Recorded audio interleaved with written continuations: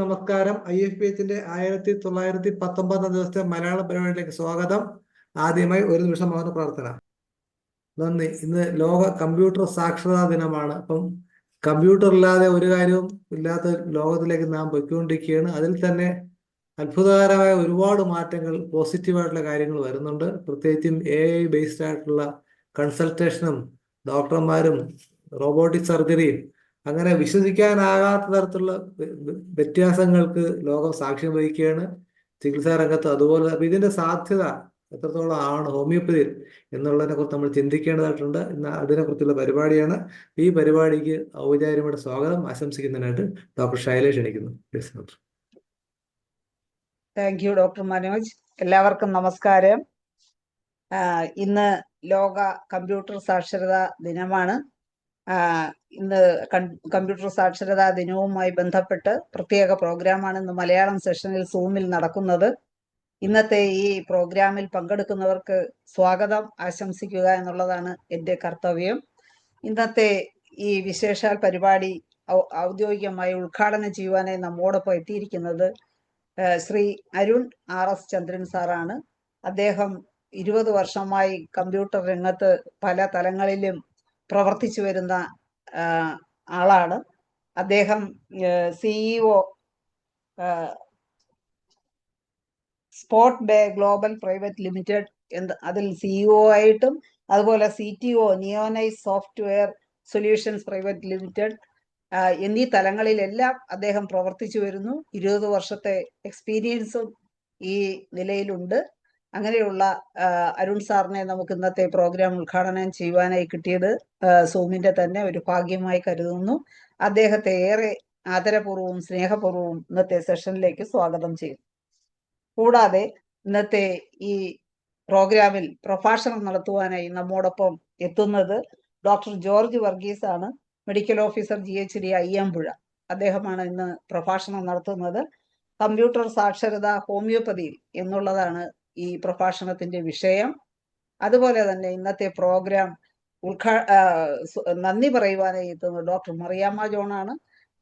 Doctor retired ജില്ലാ medical officer കൂടിയാണ്. Doctor Mariyamma ജോണിനെയും സ്നേഹപൂർവ്വം ഇന്നത്തെ സെഷനിലേക്ക് സ്വാഗതം ചെയ്യുന്നു. അതുപോലെ തന്നെ മനോജ് ഡോക്ടറാണ് ഇന്നത്തെ പ്രോഗ്രാം മോഡറേറ്റ് ചെയ്തുകൊണ്ടിരിക്കുന്നത്. ഹോമിയോപ്പതി ഡിപ്പാർട്ട്മെന്റാണ് ഏറ്റവും വേഗത്തിൽ കമ്പ്യൂട്ടർവൽക്കരണം എല്ലാ തലങ്ങളിലും നടത്തിയ ഡിപ്പാർട്ട്മെന്റ്. അതുപോലെ തന്നെ ഹോമിയോപ്പതി ഡോക്ടർമാർക്ക് കമ്പ്യൂട്ടർ ഒഴിവാക്കിക്കൊണ്ടുള്ള ഒരു ചികിത്സയും അത്ര എളുപ്പമല്ല. റഡാർ, റെപ്പർട്ടറി എല്ലാം നമുക്ക് ഉപയോഗിക്കണമെങ്കിൽ കമ്പ്യൂട്ടർ നമുക്ക് കൂടിയേ തീരൂ. അതുകൊണ്ടായിരിക്കും ഈ കമ്പ്യൂട്ടർ ദിനവും ഒരു ആഘോഷമായി സൂമിൽ കൊണ്ടുവന്നതെന്ന് ഞാൻ വിചാരിക്കുന്നു. മനോജ് ഡോക്ടറെയും ഏറെ സ്നേഹപൂർവ്വം ഇന്നത്തെ സെഷനിലേക്ക് സ്വാഗതം ചെയ്യുന്നു. അതുപോലെ തന്നെ നമ്മുടെ ഓഡിയൻസായി ഇവിടെ എത്തിയിട്ടുള്ള ഹോമിയോപ്പതി ഡോക്ടർമാർ, ഹോമിയോപ്പതി സ്നേഹികൾ എല്ലാവരെയും ഇന്നത്തെ പ്രോഗ്രാമിലേക്ക് സ്വാഗതം ചെയ്തുകൊണ്ട് നിർത്തുന്നു. നമസ്കാരം. നന്ദി ശൈല ഡോക്ടറെ. അപ്പൊ നമുക്കിനി ഉദ്ഘാടനത്തിലേക്ക് പോകാം. ഈ പരിപാടിയുടെ ഔപചാരികമായി ഉദ്ഘാടനത്തിനായിട്ട് ശ്രീ അരുൺ ചന്ദ്രൻ അവരുടെ ആദരപൂർവ്വം ക്ഷണിക്കുന്നു. Sir please. നമസ്കാരം. Thank you doctor Shaila for inviting doctor Manoj. എന്നെ ക്ഷണിക്കുമ്പോൾ എനിക്ക് അറിയത്തില്ലായിരുന്നു ഇന്ന് കമ്പ്യൂട്ടർ സാക്ഷരതാ ദിനമാണെന്ന്. അപ്പോൾ കമ്പ്യൂട്ടർ സാക്ഷരതാ ദിനം എന്ന് പറഞ്ഞൊരു ദിവസം ഉണ്ടെന്നും ആ ഒരു ദിവസത്തിൽ ഇതുപോലെ IFPH ഡെയിലി ഇങ്ങനെ ഒരു പ്രോഗ്രാം കണ്ടക്ട് ചെയ്യുന്നു എന്നുള്ളതും ഒക്കെ എനിക്ക് പുതിയ അറിവാണ്. കമ്പ്യൂട്ടർ സാക്ഷരതാ ദിനം ഉണ്ടെന്ന് അറിയാം, ബട്ട് അത് എന്നാണെന്നുള്ളത് എനിക്കറിയില്ലായിരുന്നു. ആൻഡ് IFPH ഡെയിലി ഇങ്ങനെയുള്ള പ്രോഗ്രാംസ് കണ്ടക്ട് ചെയ്യുന്നു. ആ ഡോക്ടർമാരുടെ ഒരു കൂട്ടായ്മ അത് നമ്മുടെ ഹെൽത്ത് കെയർ എക്കോ സിസ്റ്റത്തിനെ ഡെവലപ്പ് ചെയ്യാൻ വേണ്ടിയിട്ട് ഒത്തിരി ഹെൽപ്പ് ചെയ്യുന്ന പ്രോഗ്രാംസുകൾ ഓർഗനൈസ് ചെയ്യുന്നുണ്ട് എന്നൊക്കെ ഞാൻ മനസ്സിലാക്കി. ഞാനും ആക്ച്വലി ഹോമിയോ ചികിത്സയൊക്കെ കുറച്ച് കാലം മുന്നേ വരെ എടുത്തിരുന്നു. ഇപ്പം എനിക്ക് അതിൻ്റെ ആവശ്യമില്ല. ബിക്കോസ് എൻ്റെ അസുഖങ്ങളൊക്കെ ലൈഫ് സ്റ്റൈൽ റിലേറ്റഡ് ആയിട്ടുള്ള ഡിസീസുകളായിരുന്നു. അതൊക്കെ ഒത്തിരി ക്യൂർഡായി. ലൈക്ക് സൈനസൈറ്റിസ് ഒക്കെ പോലുള്ള സിവിയർ പ്രോബ്ലംസ് ഞാൻ ഫേസ് ചെയ്തിരുന്നു ചെറിയ പ്രായം മുതൽ. അപ്പോൾ അന്ന് മുതലേ ഞാൻ ഇത്തരത്തിലുള്ള ട്രീറ്റ്മെൻറ്റുകളൊക്കെ എടുത്തിരുന്നു. അതായത് കല്ലറയാണ് എൻ്റെ വീട്. തിരുവനന്തപുരത്ത് കല്ലറ എന്ന് പറയുന്ന സ്ഥലത്താണ് എൻ്റെ വീട്. അപ്പോൾ അതിനടുത്തുള്ള ഒത്തിരി ഹോമിയോ ഡോക്ടേഴ്സുമായിട്ട് നല്ല പരിചയമുണ്ട്. ഓക്കെ, അപ്പോൾ എനിക്ക് ഇവിടെ ഇന്നത്തെ ഈ കമ്പ്യൂട്ടർ സാക്ഷരതാ ദിനം ഈ പ്രോഗ്രാം ഇനാഗുറേറ്റ് ചെയ്യാനാണ് എൻ്റെ കർത്തവ്യം. ഞാനത് സാധാരണ നമ്മൾ ദീപം കൊളുത്തിയൊക്കെ സ്റ്റേജിലാണെങ്കിൽ ചെയ്യുന്നത്, ഞാൻ സൂമിൽ ഒരു ഇനാഗുറേഷൻ ഞാൻ ആദ്യമായിട്ടാണ് ചെയ്യുന്നത്. അപ്പോൾ ഒഫീഷ്യലി അത് ഇനാഗുറേറ്റ് ചെയ്തതായിട്ട് ഞാൻ എൻ്റെ സൈഡിൽ നിന്നും എല്ലാവർക്കും ആശംസകൾ അറിയിക്കുന്നു. ബട്ട് അതിന് മുന്നേ കുറച്ച് കാര്യങ്ങൾ എനിക്ക് ഹെൽത്ത് കെയർ ഫീൽഡിൽ ഉള്ള അതായത് കമ്പ്യൂട്ടറൈസേഷൻ എന്ന് പറയുന്നത് ഒരു പ്രൈമറി കാര്യം, ഡിജിറ്റലൈസേഷൻ എന്ന് പറയുന്ന ഒരു കാര്യം, അതിനുശേഷം ഇപ്പം നമ്മൾ അതിനേക്കാളും ഒക്കെ വേഗത്തിൽ ഓരോ ദിവസവും പുതിയ പുതിയ കാര്യങ്ങൾ നമ്മുടെ ഈ ടെക്നോളജി വേൾഡിൽ മാറിക്കൊണ്ടിരിക്കുകയാണ്. അപ്പോൾ ബേസിക് ആയിട്ട് നമ്മൾ കമ്പ്യൂട്ടേഷന് വേണ്ടിയിട്ട് നമ്മുടെ ഡേറ്റ സ്റ്റോർ ചെയ്യാനൊക്കെ വേണ്ടിയിട്ട് കമ്പ്യൂട്ടറുകളൊക്കെ ഉപയോഗിച്ചിരുന്നു. ഇപ്പോൾ നമ്മുടെ മൊബൈലുകളൊക്കെ തന്നെ പണ്ടത്തെ കാലത്ത് കമ്പ്യൂട്ടർ എന്ന് കഴിഞ്ഞപ്പോഴത്തെ മൊബൈലുകളൊക്കെ തന്നെ അതിനേക്കാളും വലിയ അഡ്വാൻസ്ഡ് ആയിട്ടുള്ള കമ്പ്യൂട്ടറുകളും കൊണ്ടാണ് നമ്മൾ പോക്കറ്റിൽ വെച്ചുകൊണ്ടാണ് നടക്കുന്നത്. അപ്പോൾ so for anything and everything നമുക്കൊരു ഡൗട്ട് ഉണ്ട്, ഒരു ക്വസ്റ്റ്യൻ ഉണ്ട് എന്നുണ്ടെങ്കിൽ ജസ്റ്റ് ഫോൺ എടുത്തിട്ട് ഹലോ പെർപ്ലക്സിറ്റി അല്ലെങ്കിൽ ഹലോ ജെമിനി, ഇതെങ്ങനെയാണ് ഇത് ചെയ്യുന്നത്, ഇതെന്താണ് ഇതിൻ്റെ സിംറ്റംസ് ഇങ്ങനെയൊക്കെ കാണിക്കുന്നുണ്ട്, ഈ രോഗിക്ക് എന്തെങ്കിലുമൊക്കെ കുഴപ്പങ്ങളുണ്ടോ എന്ന് നമുക്ക് വേണമെങ്കിൽ ചോദിക്കാം. Actually everybody becomes doctor with Google എന്ന് പറഞ്ഞിട്ടൊരു ചൊല്ല് തന്നെ കുറേ കാലത്തേക്ക് ഉണ്ടായിരുന്നു. അതായത് നമുക്കൊരു തലവേദനയാണെന്ന് പറഞ്ഞ് നമ്മൾ ഗൂഗിളിൻ്റെ അടുത്ത് സംസാരിക്കുന്നു, ഗൂഗിൾ നമ്മളെ വളരെ മാരകമായ ഒരു അസുഖത്തിലേക്ക് കൊണ്ടെത്തിക്കുകയും നമ്മളെ പേടിപ്പിക്കുകയും ചെയ്യുന്ന അവസ്ഥയുണ്ട്. അവിടെയാണ് ശരിക്കുള്ള ഡോക്ടർമാരുടെ എന്താണ് ആ സഹായം നമുക്ക് ആവശ്യമായിട്ട് വരുന്നത്. അപ്പോൾ ആൾക്കാരൊക്കെ ഒത്തിരി സെൽഫ് ട്രീറ്റ്മെൻറ്റ് എടുക്കാൻ വേണ്ടിയിട്ട് ഓരോ കാര്യങ്ങൾക്കും ഡൗട്ട് ചോദിച്ച് ഗൂഗിളിനെ പേടിപ്പിക്കുന്നത്. ഇന്ന് അത് ഗൂഗിളിൽ നിന്ന് മാറി ചാറ്റ് ജി പി ടിയിലേക്ക് എത്തി. ചാറ്റ് ജി പി ടിയും കുറച്ച് ഡൗൺ ആയി, ഇപ്പോൾ ജെമിനി ആണ്. അപ്പോൾ എല്ലാവരുടെയും ഫോണിൽ ജെമിനി ഉണ്ട്. അപ്പോൾ ജെമിനിയുടെ അടുത്ത് നമ്മൾ ഡോക്ടറിൻ്റെ അടുത്ത് സംസാരിക്കുന്ന പോലെ തന്നെ സംസാരിച്ചാൽ മതി. ബട്ട് ഇത് ഇവിടെ ഞാൻ ഡോക്ടേഴ്സിൻ്റെ അടുത്ത് എന്താണ്, അതായത് ഹോമിയോപ്പതിക് ഡോക്ടേഴ്സിൻ്റെ അടുത്ത് ഞാൻ സ്പെസിഫിക്കലി റിക്വസ്റ്റ് ചെയ്യുന്നത്, നിങ്ങൾ കൂടുതലായിട്ട് ഇത്തരത്തിലുള്ള ടൂൾസൊക്കെ ഉപയോഗിക്കണം. ഉപയോഗിക്കുമ്പോൾ നിങ്ങൾ എന്താ ചെയ്യേണ്ടതെന്ന് വെച്ച് കഴിഞ്ഞാൽ, ആ ഒരു സിസ്റ്റത്തിനോട് ക്വസ്റ്റ്യൻസ് ചോദിക്കുന്നതിനേക്കാൾ കൂടുതൽ ആ സിസ്റ്റത്തിന് അങ്ങോട്ട് പറഞ്ഞു കൊടുക്കണം. ഇങ്ങനെയൊക്കെ ഉള്ള മെഡിസിൻസ് ആണ് നമ്മൾ ഉപയോഗിക്കുന്നത്, ഇങ്ങനത്തെ ഉള്ള സിംറ്റംസ് വരുമ്പോൾ നമ്മൾ സാധാരണ അതിന് ഇങ്ങനെയാണ് പറയുന്നത് എന്ന് പറഞ്ഞു കൊടുക്കണം. ബിക്കോസ് ഈ സിസ്റ്റംസ് ഒക്കെ നമ്മൾ സംസാരിക്കുന്നതിൽ നിന്ന് കൂടെ ലേൺ ചെയ്യുന്നുണ്ട്. അപ്പോൾ ആരെങ്കിലുമൊക്കെ ഇതിനെ തെറ്റായിട്ട് പഠിപ്പിച്ചിട്ടുണ്ടെങ്കിൽ ആ തെറ്റായിട്ടുള്ള ഇൻഫർമേഷൻസ് ഒക്കെ ഓവർ എ പീരീഡ് മറ്റാർക്കെങ്കിലും കൊണ്ടുപോയിട്ട് പറഞ്ഞു കൊടുക്കും. ഇത് തെറ്റായിട്ടുള്ള കാര്യങ്ങളാണ് എന്ന് അറിയാതെ പറഞ്ഞു കൊടുക്കും. അപ്പോൾ ഈ സാധാരണ മനുഷ്യരുണ്ടല്ലോ, ഡോക്ടർ അല്ലാത്ത സാധാരണ ജനങ്ങളുണ്ടല്ലോ, അവർ പോയിട്ട് ഇതൊക്കെ കാണും. ഇതൊക്കെ കണ്ടിട്ട് നമ്മൾ വാട്സാപ്പ് യൂണിവേഴ്സിറ്റി എന്നൊക്കെ പറയുന്ന പോലെ ഇതിലൊക്കെ കണ്ടിട്ട് ആൾക്കാർ ഇത് പഠിച്ചെന്ത് ചെയ്യും, തെറ്റായിട്ടുള്ള റെമഡീസ് ഒക്കെ എടുക്കും. ആ തെറ്റായിട്ടുള്ള റെമഡീസ് എടുത്ത് അബദ്ധത്തിൽ പോയി ചാടും. പിന്നെ ഡോക്ടർമാർക്ക് തന്നെ പണി കൂടും. ബട്ട് സ്റ്റിൽ പണി കൂട്ടാനല്ലല്ലോ നമ്മുടെ ലക്ഷ്യം. നമ്മുടെ ലക്ഷ്യം ഒരു ഹെൽത്തി ആയിട്ടുള്ള ഒരു സൊസൈറ്റി ഉണ്ടാവുക എന്നുള്ളതാണ്. അപ്പോൾ ഈ സിസ്റ്റംസിനെയൊക്കെ കൂടുതൽ അടുത്തറിയുകയും അതിനൊക്കെ കൂടുതൽ ഇൻസ്ട്രക്ഷൻസ് കൊടുക്കുകയും അതിനെയൊക്കെ ആ സിസ്റ്റംസിനെയൊക്കെ ആ AI സിസ്റ്റംസിനെയൊക്കെ എവിടെയെങ്കിലുമൊക്കെ പഠിപ്പിക്കാനുള്ള അവസരം കിട്ടുകയാണെന്നുണ്ടെങ്കിൽ അങ്ങോട്ട് പോയി പഠിപ്പിക്കുകയും ചെയ്യുക.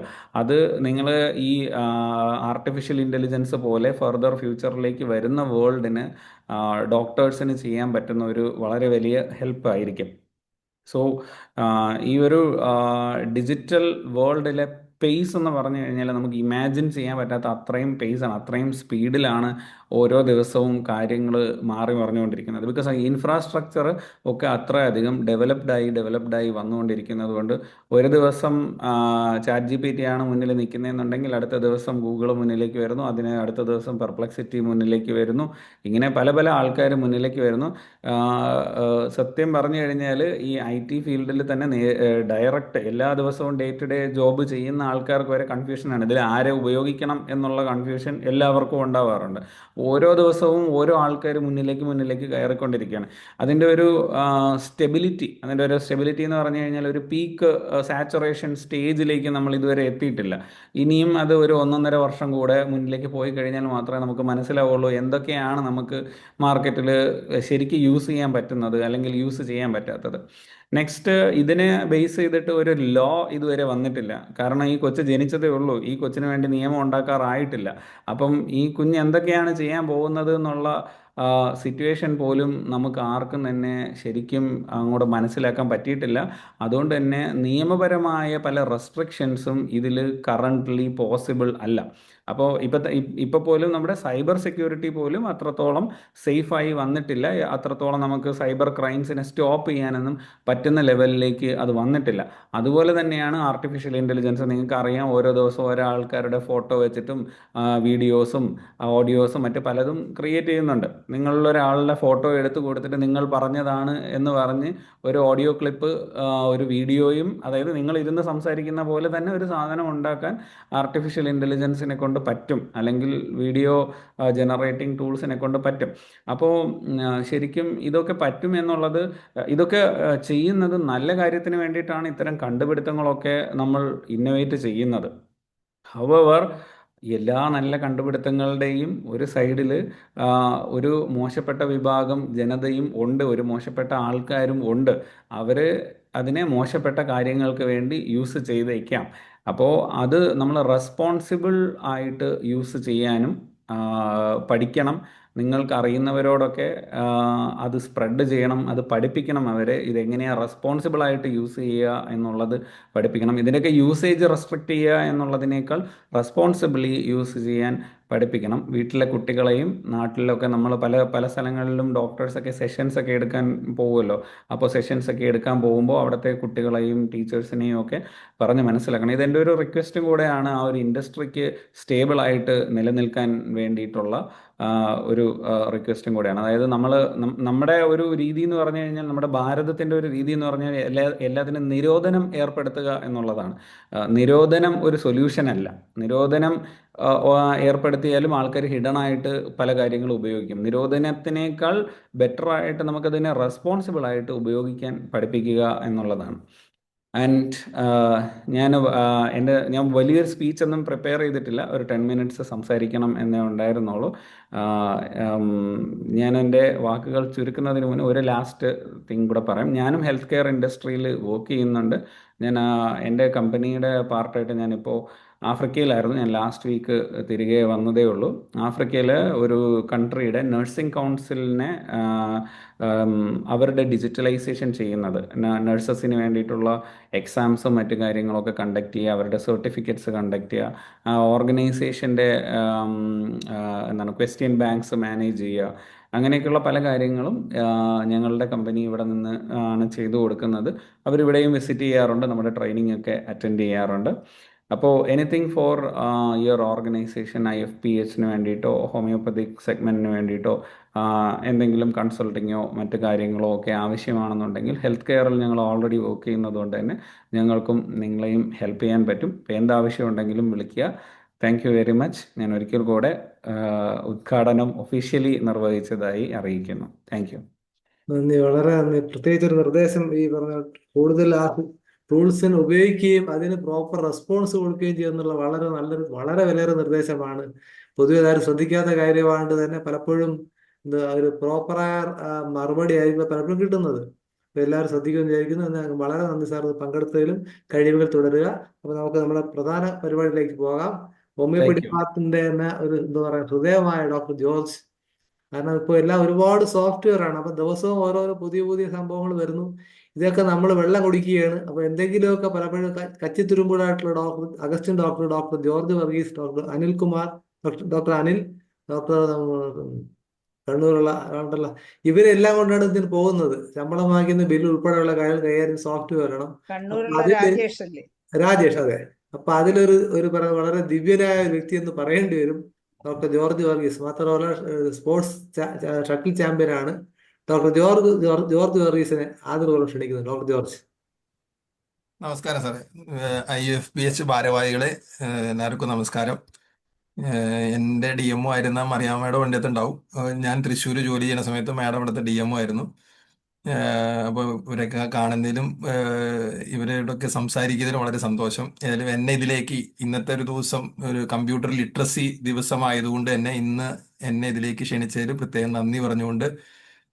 നമുക്ക് ചെറിയൊരു പ്രഭാഷണം, ചെറിയൊരു ടോക്കിലേക്ക് നമുക്ക് കടക്കാം.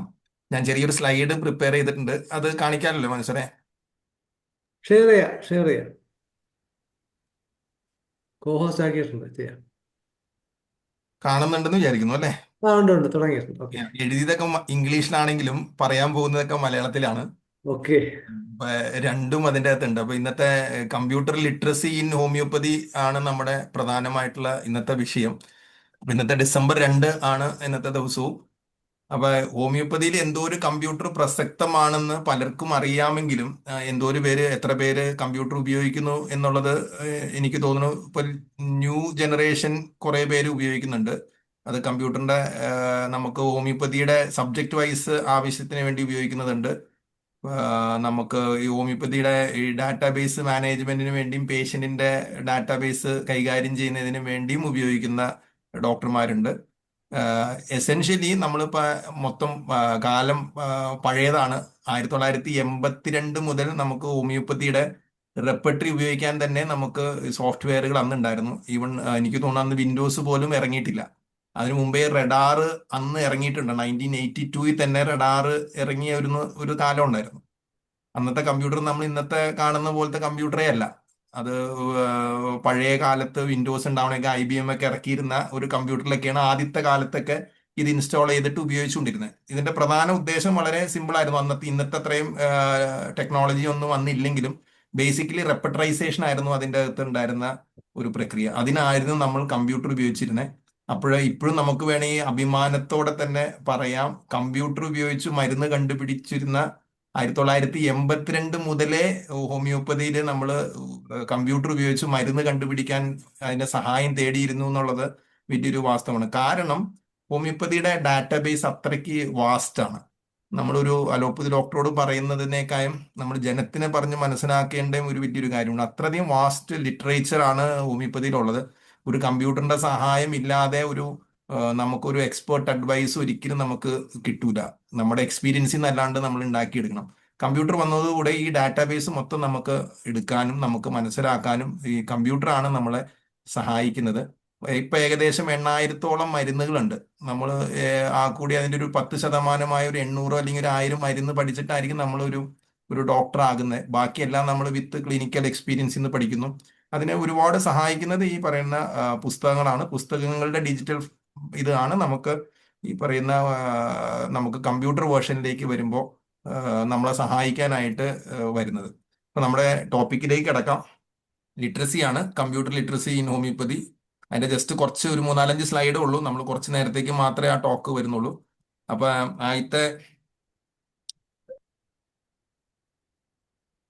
എന്താണ് നമുക്ക് ഈ ഹോമിയോപ്പതി ഡോക്ടർമാർക്ക് കമ്പ്യൂട്ടർ ലിറ്ററസി കൊണ്ട് എന്താണ് പ്രയോജനം എന്നുള്ളൊരു പ്രധാന ഘടകമാണ്. അപ്പൊ കമ്പ്യൂട്ടർ ലിറ്ററസി എന്ന് പറഞ്ഞു കഴിഞ്ഞാൽ കമ്പ്യൂട്ടർ ഉപയോഗിക്കാൻ അറിയുമോ ഇല്ലയോ, അതാണ് പ്രധാനം. ഇപ്പൊ എനിക്ക് തോന്നുന്നു കുറച്ചും കൂടി ഇപ്പൊ എനിക്ക് തോന്നുന്നു ഒരു 60 and 70s നിൽക്കുന്നവർക്ക് കമ്പ്യൂട്ടർ അത്ര വലിയ പരിചയങ്ങൾ ഉണ്ടാവില്ല. കാരണം അവരുടെ നല്ല കാലത്തൊന്നും ഇങ്ങനെ കമ്പ്യൂട്ടർ നമുക്ക് അത്ര സുലഭമായിട്ട് ലഭിച്ചിരുന്നില്ല.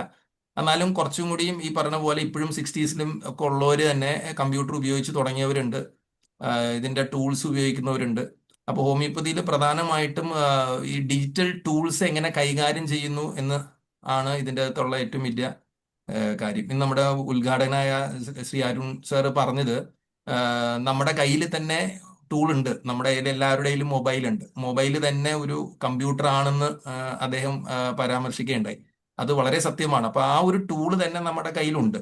അപ്പൊ കമ്പ്യൂട്ടറെ കുറിച്ച് നമുക്ക് പ്രത്യേകം വേറൊരു പഠനത്തിന്റെ ആവശ്യമുണ്ടോ എന്ന് ചോദിച്ചു കഴിഞ്ഞാൽ മൊബൈൽ ഉപയോഗിച്ച് പഠിച്ചു കഴിഞ്ഞു കഴിഞ്ഞാൽ തന്നെത്താനെ ഒരു കമ്പ്യൂട്ടർ ഇട്ട് കൊടുത്തു കഴിഞ്ഞാൽ കുറച്ച് നാൾ കൊണ്ട് തന്നെ നമ്മൾ കമ്പ്യൂട്ടറിനെ കുറിച്ച് വളരെ ഡിജിറ്റൽ ഇതിനെക്കുറിച്ച് കുറച്ചും കൂടി ലിറ്ററേറ്റ് ആവും. നമുക്ക് കുറച്ചും കൂടി അറിവുകൾ നമുക്ക് അതിനെക്കുറിച്ച് കിട്ടും.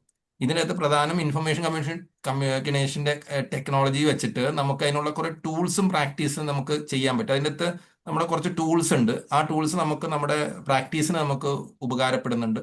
നേരത്തെ അരുൺ സാർ പറഞ്ഞ പോലെ തന്നെ നമുക്ക് റിസർച്ചും അല്ലെങ്കിൽ എഡ്യൂക്കേഷന് വേണ്ടി നമുക്കിപ്പോൾ AI പോലെയുള്ള സാധനങ്ങളൊക്കെ ഒരുപാട് ഉപയോഗിച്ച് നമ്മുടെ കാര്യങ്ങളൊക്കെ വളരെ എളുപ്പത്തിനും കൂടുതൽ ഭംഗിയാക്കാനും നമ്മളെ കൊണ്ട് സാധിക്കുന്നുണ്ട്. ഇപ്പൊ അരുൺ സാറ് പറഞ്ഞ പോലെ ഞാനിപ്പോൾ ഈ സ്ലൈഡ് ഉണ്ടാക്കിയത് 2 മിനിറ്റ് കൊണ്ടാണ്. 2 മിനിറ്റ് കൊണ്ട് സ്ലൈഡ് ഉണ്ടാക്കിയെന്ന് പറഞ്ഞത് AI ജനറേറ്റഡാ. ഞാനൊന്നും ടൈപ്പ് ചെയ്തിട്ടില്ല എൻ്റെ അകത്ത്. പക്ഷേ അത് കുറച്ചൊന്ന് റിഫൈൻ ചെയ്യാൻ വേണ്ടി ഞാൻ എൻ്റെ കുറച്ച് കീവേഡ്സ് ഉപയോഗിച്ചു എന്ന് മാത്രമേ ഉള്ളൂ. പക്ഷേ ഇത് ആക്ച്വലി ഒരു AI ജനറേറ്റഡ് ആണ്. പിന്നാള് നമ്മുടെ ഡിപ്പാർട്ട്മെന്റ് ഒരു ഡയഗ്നോസിന്റെ ലിസ്റ്റ് ഉണ്ടാക്കി, അതും ഞാൻ AI വെച്ച് ജനറേറ്റ് ചെയ്ത് ഹിംസിന്റെ ഡാറ്റ എടുത്തിട്ട് AI ജനറേറ്റ് ചെയ്തിട്ടാണ് ആ ഡയഗ്നോസിസ് ലിസ്റ്റ് ഉണ്ടാക്കിയത്. പക്ഷെ ഞാനല്ല പണിയെടുത്തത്. പണി ഏകദേശം ഒരു അരമണിക്കൂർ AI വെച്ചിട്ട് ഏകദേശം 4000 ഡയഗ്നോസിസ് സോർട്ട് ചെയ്ത് ക്ലാസിഫൈ ചെയ്ത് അവനാണ് തന്നത്. അവൻ എന്ന് പറഞ്ഞാൽ AI ആണ് എനിക്ക് തന്നത്. അപ്പൊ നമ്മൾ അത് ഉപയോഗിച്ചിട്ടാണ് ഇതെല്ലാം ചെയ്യുന്നത്. അപ്പൊ അതിനെക്കുറിച്ചുള്ള ഒരു അവയർനെസ് ആണ് ഇന്നത്തെ ദിവസത്തിന്റെ ഏറ്റവും വലിയ പ്രത്യേകത, എന്തൊക്കെ ചെയ്യാൻ പറ്റുമെന്ന്. അപ്പൊ ആ ചെയ്ത വർക്ക് ഹോമിയോപ്പതി റിലേറ്റഡ് അല്ലെങ്കിലും ഹോമിയോപ്പതിയിൽ ഇതിന്റെ വിഭാഗം നമുക്ക് ഈ പ്രാക്ടീസും നമുക്ക് പേഷ്യന്റിന്റെ ട്രീറ്റ്മെന്റുമായിട്ട് വളരെ ഉപകാരപ്പെടുന്ന ഒരു സംഗതിയാണ് ഈ കമ്പ്യൂട്ടേഴ്സും. ഈ കമ്പ്യൂട്ടറിന്റെ ലിറ്ററസി നമുക്കുണ്ടായാൽ വളരെ ബെനിഫിറ്റ് ആയിരിക്കും. ഇതിൻ്റെ അകത്ത് മനസ്സിലാക്കേണ്ട കുറച്ച് കാര്യങ്ങൾ, ബേസിക് സോഫ്റ്റ്വെയറും അപ്ലിക്കേഷൻസ് മനസ്സിലാക്കല എന്ന് പറഞ്ഞാൽ എന്തൊക്കെ സോഫ്റ്റ്വെയർ ഇതിൻ്റെ അകത്തുണ്ട്, എന്താണ് സോഫ്റ്റ്വെയർ എന്ന് മനസ്സിലാക്കണമെങ്കിൽ ആ ബേസിക് ഒരു കമ്പ്യൂട്ടർ അവയർനെസ് ഉണ്ടാവണം. അപ്പൊ എന്ത് വർക്ക് ചെയ്യണമെങ്കിലും ഒരു സോഫ്റ്റ്വെയർ വേണം. അതിനാണ് നമ്മൾ ഈ കാണുന്നത്. ഇപ്പൊ സൂം എന്ന് പറഞ്ഞ സാധനം ഒരു സോഫ്റ്റ്വെയർ ആണ്. ആ സോഫ്റ്റ്വെയർ ഉപയോഗിക്കാൻ പഠിക്കുമ്പോഴാണ് നമുക്ക് അതിൽ എൻ്റർ ചെയ്യാനും നമുക്ക് അത് ആക്സസ് ചെയ്യാനും. ഇപ്പൊ ഞാൻ ഈ പറഞ്ഞ പോലെ നമുക്ക് സ്ക്രീൻ ഷെയർ ചെയ്യാനൊക്കെ പഠിക്കണമെങ്കിൽ ആ സോഫ്റ്റ്വെയറിനെ കുറിച്ച് കുറച്ച് പഠിക്കണം. ഇതേപോലെ ഹോമിയോപ്പതിയിൽ വരുന്ന കുറച്ച് സോഫ്റ്റ്വെയർസ് ഉണ്ട്. ഹോമിയോപ്പതിയിലെ പ്രധാനം നേരത്തെ പറഞ്ഞു പ്രിസ്ക്രിപ്ഷന് വേണ്ടിയാണ്. പിന്നെ പേഷ്യന്റ് ഡാറ്റാബേസ് ഉണ്ടാക്കാനും ഡാറ്റ മാനേജ്മെന്റും അവരുടെ ബുക്കിങ്ങും കാര്യങ്ങൾ. അപ്പൊ ഏത് സോഫ്റ്റ്വെയറിനെയും കുറച്ച് ദിവസം നമ്മൾ നിന്ന് കഴിഞ്ഞ് കഴിഞ്ഞാൽ നമ്മൾ അത് പഠിച്ചു വരും. അപ്പൊ ബേസിക് അവയർനെസ് അത് ഉണ്ടാവുക എന്ന് പറഞ്ഞാൽ അപ്പൊ നമ്മൾ കമ്പ്യൂട്ടറിന് ലിറ്ററസി ഉണ്ടെന്നാണ്. ഇപ്പൊ എനിക്ക് തോന്നുന്നു ഏകദേശം ഇപ്പൊ 60 വയസ്സായാലും 70 വയസ്സായാലും, ഇപ്പൊ എന്റെ ഫാദറിന് ഇപ്പൊ 80 years ആയി.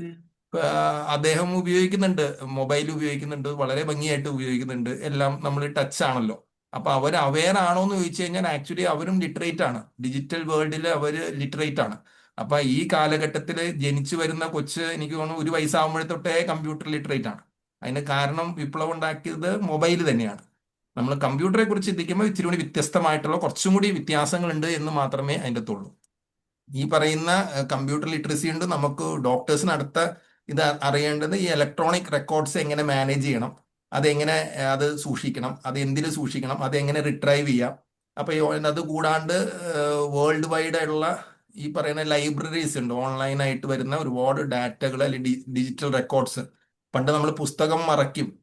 പണ്ട് നമ്മൾ പറയണ പോലെ അലൻ കീനോട്ട് തുറന്നിട്ട് എവിടെയോ ഇടത്തെ സൈഡിൽ എഴുതി വെച്ചിട്ടുണ്ടായിരുന്നു ഏത് ഡ്രഗിന്റെ താഴെയെന്ന് അറിയാൻ പാടില്ല എന്ന് നമ്മൾ പറയുമ്പോൾ, ഡിജിറ്റൽ യുഗത്തിൽ അത് ഒരു സെക്കൻഡ് മതി അത് എവിടെയാണെന്ന് കണ്ടുപിടിക്കാനായിട്ട്. അപ്പോൾ അത് മനസ്സിലാക്കണം, അതെങ്ങനെയാ ഉപയോഗിക്കണം. ആ ലിറ്ററസി വന്നു കഴിഞ്ഞാൽ തന്നെ നമുക്ക് ഓട്ടോമാറ്റിക്കലി ഇതൊക്കെ എളുപ്പമാകും. ഈ ഇലക്ട്രോണിക്കലി റെക്കോർഡുകൾ മെയിൻറ്റെയിൻ ചെയ്യുന്നതുകൊണ്ടാണ് നമുക്ക് ഇത് കണ്ടുപിടിക്കാനൊക്കെ ആയിട്ട് എളുപ്പവും കാര്യങ്ങളും വരുന്നത്. ഇത് ആണ് പ്രധാനം. ഹോമിയോപ്പതിയുടെ ഏറ്റവും വലിയ പ്രാധാന്യം എന്ന് പറഞ്ഞു കഴിഞ്ഞാൽ, നേരത്തെ ഞാൻ പറഞ്ഞ അലൻ കീനോട്ടിൽ എങ്ങനെ നമ്മൾ ഒരു ഒരു സിംറ്റം കണ്ടുപിടിക്കുന്നു പറഞ്ഞാൽ അതിൽ ഡിജിറ്റൽ ഫോമിൽ ആ മെറ്റീരിയൽ മെഡിക്ക ഉള്ളതുകൊണ്ടാണ്. എനിക്കത് എവിടെ നിന്ന് നമുക്ക് ഡിജിറ്റലി ഫ്രീ ആയിട്ട് കിട്ടുമെന്ന് കാണിക്കണമെന്നൊക്കെ ആഗ്രഹമുണ്ട്. പക്ഷെ അത് കുറെ കടന്നു പോകും. അപ്പൊ നമ്മളൊരു പ്രാക്ടിക്കൽ സെഷൻ പോലെയാവും. പക്ഷെ അതിനേക്കാൾ കൂടുതൽ ഇങ്ങനെ ഡിജിറ്റൽ മെറ്റീരിയൽ മെഡിക്ക എന്ന് പറഞ്ഞാൽ ഓൺലൈനായിട്ട് തന്നെ നമുക്ക് ഫ്രീ ആയിട്ട് തന്നെ ആക്സസ് ചെയ്യാവുന്ന മെറ്റീരിയൽ മെഡിക്കയുടെ വെബ്സൈറ്റുകൾ തന്നെയുണ്ട്. homio.int.org എന്നൊക്കെ പറഞ്ഞിട്ടൊരു വെബ്സൈറ്റുകളൊക്കെ നമുക്ക് എല്ലാ മെറ്റീരിയൽ മെഡിക്കകളും മിക്കവാറും കെന്റിന്റെ മെറ്റീരിയൽ മെഡിക്കയും ബോറിക്കിന്റെ മെറ്റീരിയൽ മെഡിക്ക എല്ലാം ഡിജിറ്റൽ ഫോമിലുണ്ട്. എല്ലാം നമുക്ക് ഒരു പരിധി വരെ നമുക്ക് സെർച്ച് ചെയ്ത് കണ്ടുപിടിക്കാൻ പറ്റും. ഇപ്പൊ ഫ്രീ ആയിട്ട് വളരെ എളുപ്പത്തിൽ കണ്ടുപിടിക്കാൻ പറ്റിയ ഒരു മെറ്റീരിയൽ മെഡിക്ക ഇപ്പോൾ ഊറെപ്പ് എന്ന് പറഞ്ഞ റെപ്പർട്ടറി ഉണ്ട്. ഊറെപ്പ്, അത് OOREP എന്ന് പറഞ്ഞിട്ട് urep.com. അതിൽ കൂടെ നമുക്ക് മെറ്റീരിയൽ മെഡിക്ക റെപ്പർട്ടറൈസേഷൻ രണ്ടും നടത്താം. അതും ഫ്രീ ആയിട്ട് ചെയ്യാവുന്ന സംവിധാനങ്ങളാണ്. അപ്പൊ ഈ പറയുന്ന ഡിജിറ്റൽ ഡാറ്റ ഉള്ളത് കൊണ്ടാണ് നമുക്ക് ഈ പറയുന്ന എളുപ്പമാകുന്നത്. ഹോമിയോപ്പതിയിൽ ഇപ്പോൾ എല്ലാ ഡാറ്റയും എനിക്ക് തോന്നുന്നു ഓൾമോസ്റ്റ് ഒരു 80% to 90% of the historical data മൊത്തം ഡിജിറ്റൽ ആയിട്ടുണ്ട്. എവിടെ നമ്മൾ നോക്കിയാലും ഏത് മെറ്റീരിയൽ മെഡിക്കൽ ഡിജിറ്റൽ ഫോമിൽ നമുക്ക് ലഭ്യമാണ്. വെറുതെ ഒന്ന് നമ്മൾ ഗൂഗിൾ അടിക്കണം എന്ന് മാത്രമേ ഉള്ളൂ. ഗൂഗിളിനോട് ചോദിച്ചാൽ, ജെമിനിയോട് ചോദിച്ചാലും ജെമിനിയും പറഞ്ഞു തരും. അപ്പോൾ ഇത് നമുക്ക് ഡാറ്റ ഇന്റർനെറ്റിൽ അവൈലബിൾ ആണ്. നമ്മളത് എടുക്കാൻ ഉള്ള ഒരു അറിവ് നമുക്ക് കിട്ടുകയാണെങ്കിൽ അതാണ് ഏറ്റവും വലിയൊരു കാര്യം. പണ്ട് നമ്മുടെ പ്രാക്ടീസ് സെഷനിലൊക്കെ പഴയ ഡോക്ടർമാരൊക്കെ നമ്മളോട് പറയും, ഒരു ഡോക്ടറുടെ ടേബിളിൽ പുസ്തകം ഇല്ല എന്ന് പറഞ്ഞു കഴിഞ്ഞാൽ അദ്ദേഹത്തിന് അറിവ് കുറവാണെന്ന് പറയും. അതായത് പുസ്തകം വേണം ഹോമിയോ ഡോക്ടർക്ക്. കാരണം ഹോമിയോപ്പതിയുടെ ലിറ്ററേച്ചർ അത്രയ്ക്ക് വാസ്റ്റാണ്. ഇപ്പൊ ഞാൻ തുടങ്ങിയ സമയത്ത് എൻ്റെ മേശപ്പുറത്ത് ബോറിക്കും കെൻ റെപ്പർട്ടറിയും സിന്തസിസിന്റെ റെപ്പർട്ടറി ഒക്കെ ഉണ്ടായിരുന്നു. പക്ഷെ ഞാൻ 2002 മുതലേ റഡാർ ഒറിജിനൽ ലൈസൻസ് സാധനം അന്ന് പൈസ കൊടുത്ത് ഞാൻ പഠിച്ച് ഇറങ്ങിയ സമയത്ത് തന്നെ ഔസറൻസി കാലത്ത് മേടിച്ച ഒരു സോഫ്റ്റ്വെയർ ആണ്. അത് അന്നേ മുതലേ ഞാൻ ഉപയോഗിക്കുന്നുണ്ട്. ഞാൻ അത് ഇപ്പോഴും വെൽ വേഴ്സ്ഡ് ആയിട്ട് പോയിക്കൊണ്ടിരിക്കുന്നു. ഓൾമോസ്റ്റ് ഇപ്പോൾ ഒരു 10-23 വർഷമായിട്ട് 24 വർഷമായിട്ടോളം ഞാൻ അത് റഡാർ ഉപയോഗിക്കുന്നു. ഫ്രം റഡാർ അന്നത്തെ 7-8 ആ കാലഘട്ടം മുതൽ ഞാൻ അത് ഉപയോഗിച്ചു വരുന്നു. ഇപ്പൊ റഡാർ ഓപ്പസ് ഉപയോഗിക്കുന്നു. അപ്പൊ ഇതിന്റെ അകത്തുള്ളത് ഫുൾ ഡാറ്റ നമുക്ക് എടുക്കാൻ ആ ഒരു ഹോമിയോപ്പതിയിൽ മാത്രമാണ് ഈ പറയുന്ന ആ പുസ്തകത്തിനെ റീപ്ലേസ് ചെയ്തിട്ട് ഒരു ഡിജിറ്റൽ റെക്കോർഡിന്റെ ആവശ്യം വന്നുള്ളൂ. ഇപ്പോ നമുക്ക് ആ വാക്കുകൾ തിരിച്ചു പറയേണ്ടി വരും. ഇപ്പോൾ ഒരു ലാപ്ടോപ്പോ കമ്പ്യൂട്ടറോ ഇല്ലാത്ത മേശപ്പുറമുള്ള ഡോക്ടർക്ക് അറിവില്ല എന്ന് പറയുന്ന ഒരു അവസ്ഥയിലേക്ക് ഇനി ഇവിടുന്ന് ഒരു 10-20 കൊല്ലം കഴിയുമ്പോൾ ആൾക്കാർ പറയും. അന്ധകാലത്ത് ആ കാലത്ത് ഡോക്ടർമാര് അന്ന് കമ്പ്യൂട്ടർ ഇല്ലാത്തത് കൊണ്ട് ഇപ്പൊ കെന്റിന്റെ കാലത്ത് അപ്പൊ അന്നത്തെ ഡോക്ടർമാരാണ് ഈ എഴുതി വെച്ചേക്കുന്നത്. പുസ്തകം ഫ്രണ്ടിലില്ലാത്ത കൺസൾട്ടേഷൻ റൂമിന്റെ അകത്തുള്ള ഡോക്ടർക്ക് അറിവുകൾ കുറവായിരിക്കുമെന്നാണ്. അതിപ്പോ അത് ഇപ്പോഴും കറക്റ്റ് തന്നെയാണ്. പുസ്തകം ഇപ്പോഴും വേണം. ഈ പുസ്തകത്തിനെ റീപ്ലേസ് ചെയ്തേക്കുന്ന ഒരു സാധനം ഇപ്പൊ ഒരു ഡിജിറ്റൽ ആയിട്ടുള്ള റെക്കോർഡുകളാണ്. അതിൻ്റെ അകത്ത് പ്രധാനം മെറ്റീരിയമെഡിക്കാണ്. എനിക്ക് പരിചയമുള്ള ഒരുപാട് സീനിയർ ഡോക്ടേഴ്സ് ഉണ്ട്. ഇപ്പോഴും ബോറിക്കും കെന്റും ഫ്രണ്ടിലുണ്ടാവും. എന്ത് ഇത് വന്നാലും ബോറിക്ക് ഇങ്ങനെ മറച്ച് ആ മരുന്നിലേക്ക് എത്തും അവര്. അത് ഒരു കഴിവ് തന്നെയാണ്. അവരെന്നും അവർക്ക് അറിയാം പേജിന്റെ ലെഫ്റ്റ് സൈഡിലാണ് എഴുതി വെച്ചേക്കണമെന്ന് അറിയാം. അപ്പൊ ആ പേജിന്റെ ലെഫ്റ്റ് സൈഡ് മാത്രം നോക്കുള്ളൂ. അവിടെ തന്നെ ഉണ്ടാവും ആ റുബ്രിക്കും ആ സിംറ്റവും ആ മരുന്നും. ഇത് എളുപ്പമാണ്. അതിനേക്കാളും എളുപ്പമാണ് നമ്മൾ ഡിജിറ്റലൈസേഷൻ വന്നു കഴിഞ്ഞാൽ. അത് കമ്പ്യൂട്ടറിന്റെ സാക്ഷരതയാണ് നമുക്ക് അതിൻ്റെ അകത്ത് ഏറ്റവും കൂടുതൽ ഗുണം ചെയ്യുന്നത്. ഇതിന്റെ അകത്ത് തന്നെ ഞാൻ നേരത്തെ പറഞ്ഞ പോയിന്റ്സ് തന്നെയാണ് ഇതിനെ ഇഫക്റ്റീവ് എഫിഷ്യന്റ് ആയിട്ട് കേസ് ടേക്കിംഗ് റെപ്പർട്ടറൈസേഷൻ ചെയ്യാൻ ഈ പറയുന്ന നമ്മുടെ ഈ അവയർനെസ് അതിനെ സഹായിക്കുന്നു. ഞാൻ വളരെ അഭിമാനത്തോടെ പറയട്ടെ, ഞാൻ എൻ്റെ ഫസ്റ്റ് കേസ് മുതലേ കമ്പ്യൂട്ടറിലാണ്. ഫസ്റ്റ് കേസ് മുതലേ കമ്പ്യൂട്ടറിൽ റെപ്പർട്ടറൈസേഷൻ ചെയ്തും കേസ് റെക്കോർഡും ഇപ്പോഴും ഞാൻ 25 വർഷം പഴക്കമുള്ള ആ റെക്കോർഡുകൾ ഇപ്പോഴും എൻ്റെ കയ്യിൽ ഇരിപ്പുണ്ട്. From the first case first prescription മുതൽ. അപ്പൊ നമുക്ക് അത് സൂക്ഷിച്ചു വെക്കാൻ ഏറ്റവും വലിയൊരു കാര്യമാണ് ഈ പറയുന്ന ഡിജിറ്റൽ റെക്കോർഡ്സ്. പിന്നെ ഈ പറയണ ഏത് പേഷ്യന്റ് ഇപ്പൊ ഞാനിപ്പോ നമ്മളൊരു പേഷ്യന്റിനെ അടിച്ചു കഴിഞ്ഞാൽ ആ ഒരു സ്ട്രക്ചർ ഡാറ്റ ആയിട്ടാണ് അത് കിടക്കുന്നത്. അപ്പൊ നമ്മൾ ആ പേഷ്യന്റിന്റെ പേരടിച്ചു കഴിഞ്ഞാൽ ആ പേഷ്യന്റ് എത്ര വയസ്സിൽ നമ്മളെ കൺസൾട്ട് ചെയ്താൽ വന്നു എന്ന് പോലും നമുക്ക് ഒറ്റയടിക്ക് അറിയാൻ പറ്റും. അതൊക്കെ ഈ ഡിജിറ്റൽ റെക്കോർഡ്സിന്റെ ഏറ്റവും വലിയ കാര്യമാണ്. ഇന്നാള് തന്നെ എൻ്റെ അടുത്തൊരു പേഷ്യന്റ് വന്നു. ഒരു പെൺകൊച്ചാണ്. ആ പെൺകൊച്ചിന് ഇപ്പൊ 17 വയസ്സ്, 17 അല്ല 12-13 വയസ്സ്. ആ 13 വയസ്സ് പ്രായമുള്ള കുട്ടി. അപ്പൊ ആ കൊച്ചു 9-ലും 10-ലൊക്കെ 9-ലൊക്കെ പഠിക്കണ ആ സമയത്ത് വരുന്നു. അപ്പൊ ഞാൻ കുറെ കാലമായി ആ ഫാമിലിനെ കണ്ടിട്ട്. അപ്പൊ അമ്മ പറയുന്നുണ്ട്, മോളെ ഞാൻ പണ്ട് ചെറുപ്പത്തിൽ കാണിച്ചിട്ടുണ്ട് എന്നോട് പറയും. ഞാൻ അവരുടെ പേരടിക്കുന്നു, നമുക്ക് ആ റെക്കോർഡ് കിട്ടുന്നു. ആ റെക്കോർഡ് കിട്ടിക്കഴിഞ്ഞിട്ട് നമ്മൾ നോക്കുമ്പോൾ തന്നെ ആ കൊച്ചിനെ നമുക്ക് കിട്ടിയേക്കുന്നത് 3 മാസത്തിലാണ്.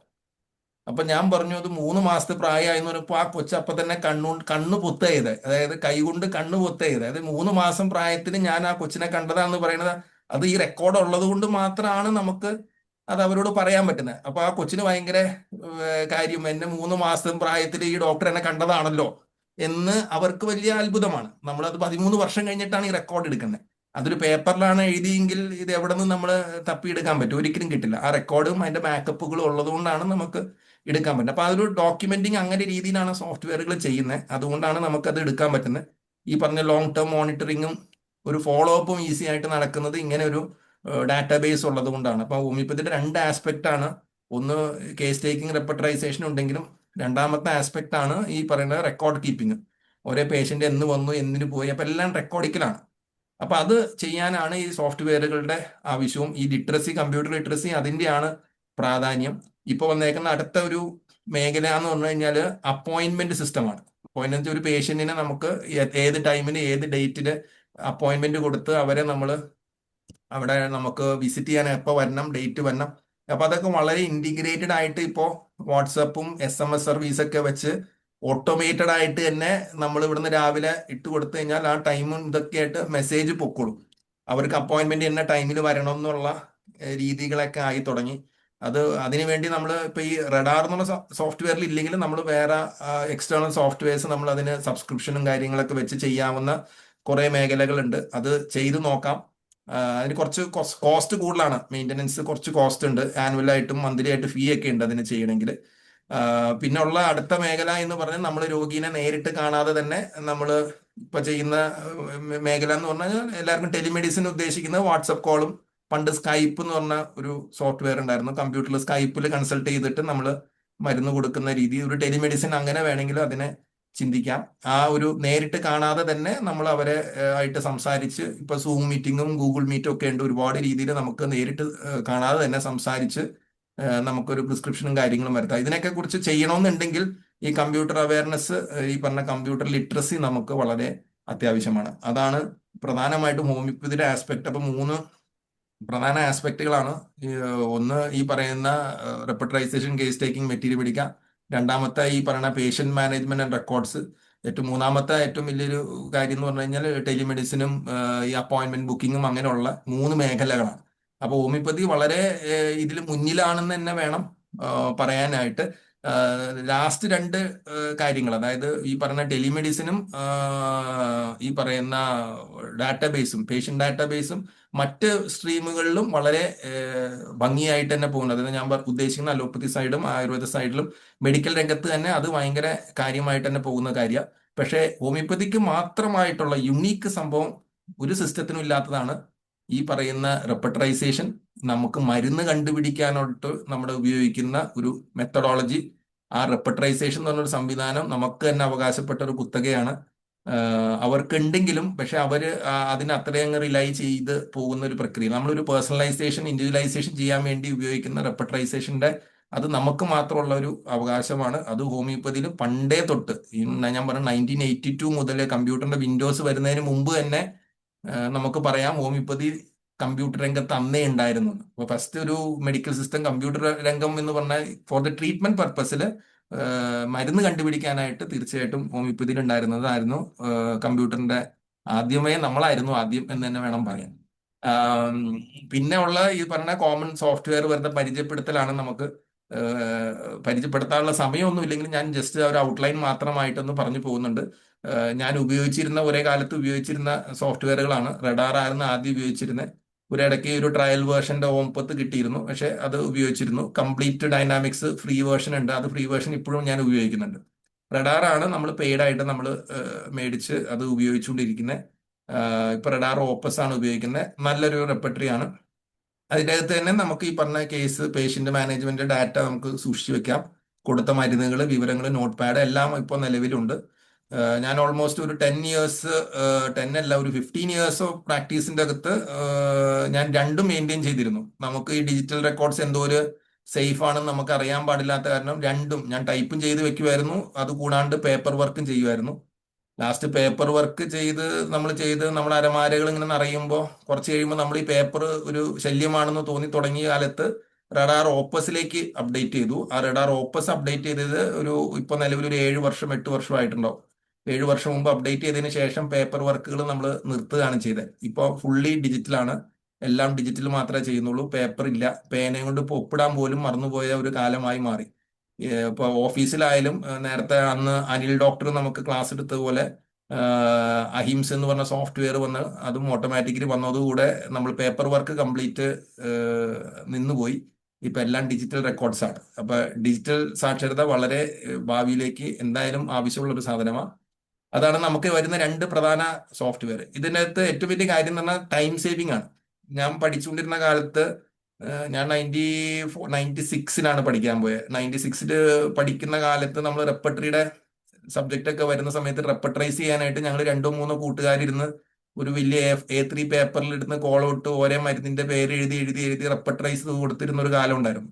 എനിക്ക് തോന്നുന്നു അത് 1.5 മണിക്കൂർ കൊണ്ട് ചിലപ്പോൾ ഒരു 5 സിംറ്റമോ 6 സിംറ്റമേ നടക്കുള്ളൂ. എന്നാലും ആ 6 സിംറ്റം നമ്മൾ നോക്കി നമ്മൾ അത് റെപ്പർട്ടറൈസ് ചെയ്തിരുന്നു. ഇപ്പോൾ അത് ഒരു 30 സെക്കൻഡ് വേണ്ട നമുക്ക് 5 സിംറ്റം എടുത്ത് ചെയ്യാനായിട്ട്. അത് കമ്പ്യൂട്ടറിന്റെ ആ ലിറ്ററസി ഉള്ളത് കൊണ്ട് തന്നെയാണ് നമുക്കത് സാധിക്കുന്നത്.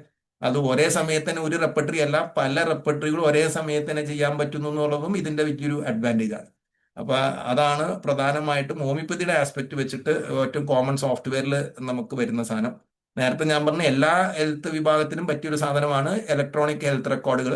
അത് എല്ലാ സിസ്റ്റവും ഫോളോ ചെയ്യുന്നുണ്ട്. അത് ഹോമിയോപ്പതിക്ക് മാത്രമല്ല, അലോപ്പതി എല്ലാ പ്രൈവറ്റ് ഹോസ്പിറ്റൽസിലും EHR ഉണ്ടാവും, അല്ലെങ്കിൽ ഹെൽത്ത് റെക്കോർഡ് മാനേജ്മെന്റ് സിസ്റ്റംസ് ഉണ്ടാവും. അത് ഓരോരുത്തരും ഓരോ സ്വന്തമായിട്ട് കസ്റ്റമൈസ് ചെയ്ത സോഫ്റ്റ്വെയർസ് ഉണ്ട്, അത് ഉപയോഗിക്കുന്നവരുണ്ട്. അതിൻ്റെ അകത്തും ഓരോ പേഷ്യന്റിന്റെ ഡാറ്റയും കൊടുത്ത മരുന്നുകളും എല്ലാം ചെയ്യാനായിട്ട് സംവിധാനങ്ങളുണ്ട്. ഇപ്പോൾ എനിക്ക് തോന്നുന്നു അത്രയും എല്ലാ ഡോക്ടേഴ്സും അത് യൂസ് ടു അല്ലാത്തത് കൊണ്ടും അവർക്ക് സമയമില്ലാത്തതുകൊണ്ടും ആ പണി ചെയ്യുന്നത് തന്നെ ഇലക്ട്രോണിക് ഡാറ്റ റെക്കോർഡ് ചെയ്യുന്നത് ഒരു അസിസ്റ്റന്റ് ഉണ്ടാവും. അപ്പൊ ഡോക്ടർ ഡിക്റ്റേറ്റ് ചെയ്യുന്നു, ഡിക്റ്റേറ്റ് ചെയ്ത വാക്കുകളൊക്കെ അടിച്ചു കയറ്റുന്നത് വേറൊരു അസിസ്റ്റന്റ് ആയിരിക്കും. അത് മേ ബി ഒരു ടൈപ്പ് ചെയ്യാൻ വളരെ സ്പീഡുള്ളതോ ആ മെഡിക്കൽ വാക്കുകളെ കുറിച്ച് നല്ലോണം ട്രാൻസ്ക്രിപ്ഷൻ അറിയുന്ന ആൾക്കാരായിരിക്കും അത് ടൈപ്പ് ചെയ്ത് അടിച്ചു കയറ്റുന്നത്. അത് റെക്കോർഡിക്കൽ ആവാൻ വേണ്ടിയാണ് അത് ചെയ്യുന്നത്. അത് കൊടുത്ത മെഡിസിനും കേസ് ടേക്കിംഗ് മൊത്തം അതിൻ്റെ അകത്ത് തന്നെ. ഇപ്പൊ ഈവൺ അലോപ്പതി ഹോസ്പിറ്റലിൽ എല്ലാ ഹോസ്പിറ്റലിലും EHR ഉണ്ട്, അല്ലെങ്കിൽ ഹെൽത്ത് റെക്കോർഡുകൾ ഇലക്ട്രോണിക് ആയിട്ട് തന്നെയാണ് പോകുന്നത്.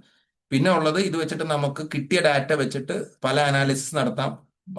റഡാറിൽ തന്നെ എത്ര പേഷ്യന്റ് വന്നു, ഏത് ഏജ് ഗ്രൂപ്പിൽ വന്നു, അത് എത്ര മെയില്, എത്ര ഫീമെയിൽ, എത്ര കുട്ടികളെ നമ്മൾ നോക്കി, അതൊക്കെ നമുക്ക് പെർസെൻറ്റേജ് വൈസും ടോട്ടൽ നമ്പറൊക്കെ നമുക്ക് ഈ റഡാറിൽ പോലും നമുക്ക് കിട്ടും. ഈ പറഞ്ഞ EHR ആണെങ്കിൽ കുറച്ചും കൂടി ഡീറ്റെയിൽഡ് ആയിരിക്കും, അതിനായിരിക്കും കൂടുതൽ എംഫസൈസ്. അപ്പൊ തീർച്ചയായിട്ടും അതിന്റെ ഒരു ഡാറ്റ അനാലിസിസിന് വളരെ ഉപകാരപ്പെടും. ഹോമിയോപ്പതിക് ഡാറ്റ അനാലിസിസ് തന്നെ റഡാറിന്റെ ഇത് വെച്ചിട്ട് ഏത് മരുന്ന് കൊടുത്തു, എത്ര മരുന്ന് നമ്മൾ വളരെ പ്രോബബ്ലി ആയിട്ട് എത്ര മരുന്നുകൾ കൊടുത്തു എന്ന് അറിയാനായിട്ടുള്ള ഒരു ഡാറ്റ അനാലിസിസ് നമുക്ക് ഈ പറയുന്ന കമ്പ്യൂട്ടർ മേഖലയിൽ നമുക്ക് ഹോമിയോപ്പതിയുടെ റെപ്പട്രൈസേഷൻ സംബന്ധിച്ച്, അല്ലെങ്കിൽ മരുന്ന് പ്രിസ്ക്രിപ്ഷൻ കൊടുത്തിട്ട് ഈ മരുന്ന് ഇപ്പോൾ ഫോസ്ഫറസ് എത്ര പ്രാവശ്യം നമ്മൾ കൊടുത്തിട്ടുണ്ടെന്ന് നമുക്കൊരു ഐഡിയ കിട്ടും. അപ്പൊ നമ്മുടെ ഒരു ഫേവറേറ്റ് റെമഡീസ് എന്നൊക്കെ പറഞ്ഞ് നമുക്ക് വേണമെങ്കിൽ അന്വേഷിച്ച് കണ്ടുപിടിക്കാൻ എളുപ്പമുണ്ട്. അനാലിസിസ് ഏത് രീതിയിൽ നമുക്ക് ആ ഡാറ്റാബേസിനെ അനാലൈസ് ചെയ്ത് എടുക്കാം.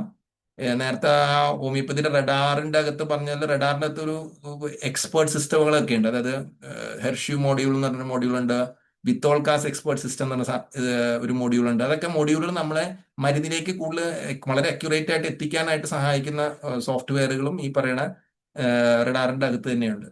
കംപ്ലീറ്റ് റെപ്പർട്ടറി നേരത്തെ ഞാൻ പറയാൻ വിട്ടുപോയ കാര്യം, ഇത്രയും വളരെ ഭംഗിയായിട്ടുള്ള സെർച്ച് തരുന്ന ഒരു റെപ്പർട്ടറിയാണ് കംപ്ലീറ്റ് റെപ്പർട്ടറി. കംപ്ലീറ്റ് റെപ്പർട്ടറി എന്നോട് ചോദിച്ചു കഴിഞ്ഞാൽ ഞാൻ അതിന്റെ ഒരു ഫസ്റ്റ് ആൻസർ, എല്ലാ ഹോമിയോ ഡോക്ടർമാരും ഡൗൺലോഡ് ചെയ്ത് ഉപയോഗിക്കേണ്ട ഒരു സാധനമാണ് കംപ്ലീറ്റ് ഡൈനാമിക്സ്. ഫ്രീ ആണ്, ഡൗൺലോഡ് ചെയ്യാം. ഫ്രീ റെപ്പർട്ടറൈസ് മാത്രം ചെയ്യാൻ പറ്റില്ല എന്ന് മാത്രമേ ഉള്ളൂ. പക്ഷേ ഇത്രയും ഒരു വണ്ടർഫുൾ സെർച്ച് എഞ്ചിനുള്ള ഒരു റെപ്പർട്ടറി നിലവിലില്ല. യു ടൈപ്പ് എ വേർഡ്, ആ റൂബ്രിക്ക് വന്നിരിക്കും. നമുക്ക് ഞാൻ പോയ വഴി മറന്നുപോയി, ഐ ഫോർഗോട്ട് ദ പാത്ത് എന്ന് മാത്രം അടിച്ച് കഴിഞ്ഞാൽ ഫോർഗോട്ട് ദ പാത്ത് എന്ന് പറഞ്ഞാൽ വാക്ക് വന്നേക്കുന്ന, അക്ഷരങ്ങൾ വന്നേക്കുന്ന എല്ലാ റൂബ്രിക്കുകളും നമുക്ക് വരും. നമ്മൾ വളരെ റെയർ ആയിട്ട് കണ്ടുപിടിക്കാവുന്ന മരുന്ന് പോലും ഈ സെർച്ച് ഓപ്ഷൻ ഉപയോഗിച്ചിട്ട് ഹോമിയോപ്പതിയുടെ സോഫ്റ്റ്വെയറുകളുടെ അതിന്റെ കഴിവുകളാണത്. അത്രയും പെർഫെക്റ്റ് സെർച്ച് എഞ്ചിൻ ഉള്ള ഒരു സംഭവം. ഈവൻ റഡാറിനേക്കായും പെർഫെക്റ്റ് ആണ് കംപ്ലീറ്റ് ഡൈനാമിക്സിന്റെ സെർച്ച് എഞ്ചിൻ. അപ്പൊ അത് അതിന്റെ ഒരു മനോഹാരിതയാണ്. പിന്നെ ഞാൻ നേരത്തെ പറഞ്ഞ അനാലിസിന്റെ ടെലി കൺസൾട്ടേഷൻ പ്ലാറ്റ്ഫോമാണ്. അടുത്ത വീഡിയോ കൺസൾട്ടേഷൻ ഞാൻ നേരത്തെ പറഞ്ഞു. അതിൻ്റെ അകത്ത് പല സോഫ്റ്റ്വെയറുകൾ നമുക്ക് ഉപയോഗിക്കാം. ഇപ്പോൾ ഒരുപാട് സോഫ്റ്റ്വെയർ ഉണ്ട്, വേറെ ഇതൊന്നും വേണ്ട, ഗൂഗിൾ മീറ്റ് മാത്രം മതി.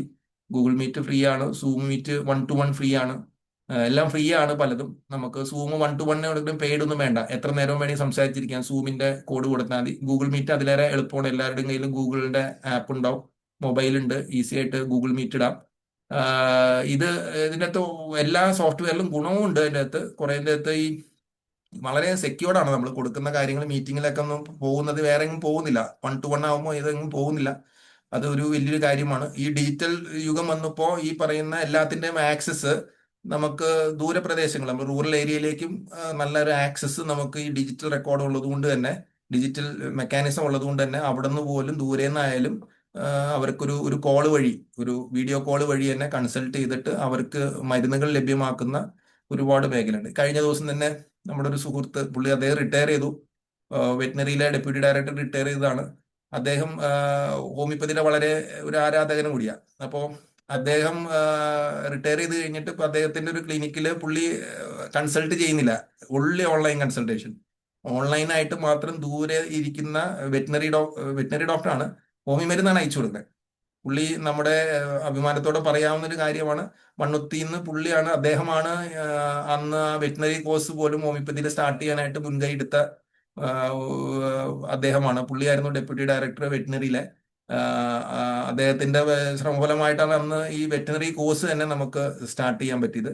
അതിൻ്റെ അകത്തും ഈ പറഞ്ഞ പോലെ അവരും ചെയ്യുന്നത് ഈ ഓൺലൈൻ വീഡിയോ കോൾ വഴി അവർ വീഡിയോ കോൾ വഴിയാണ് ഐഡന്റിഫൈ ചെയ്ത് മരുന്നുകൾ അയച്ചു കൊടുക്കുകയാണ് അദ്ദേഹം ചെയ്യുന്നത്. അപ്പൊ അതൊക്കെ ദൂരെ ഡിസ്റ്റന്റ് ഉള്ളവർക്ക് ചികിത്സയ്ക്ക് വളരെ നല്ലതായിരിക്കും. അപ്പൊ ഇതിന്റെ അകത്ത് നമുക്ക് മനസ്സിലാക്കേണ്ട ഏറ്റവും വലിയൊരു കാര്യം, ഇത് എന്തൊക്കെ സ്കില്ല് നമുക്ക് ഇത് ഇത് ഇത് ചെയ്യണമെങ്കിൽ ഇത് കുറച്ച് സ്കില്ല് നമുക്ക് പഠിക്കാനും ഉണ്ട്, നമ്മൾക്ക് ആ സ്കില്ലുള്ളവർക്ക് അത് ചെയ്യാനും പറ്റുള്ളൂ. അപ്പൊ അത് ചെയ്താണ് നമ്മൾ പഠിക്കുന്നത്. ഇപ്പൊ ഒരു ടൈപ്പിങ്ങും ഡോക്യുമെന്റേഷനും നമുക്ക് അതിൻ്റെ അകത്തൊരു സ്റ്റുഡൻസിന് ആ സ്കില്ല് ഡെവലപ്പ് ചെയ്യാനും ആ സ്കില്ലുള്ളവർക്ക് അത് വേഗം ചെയ്യാനും പറ്റും.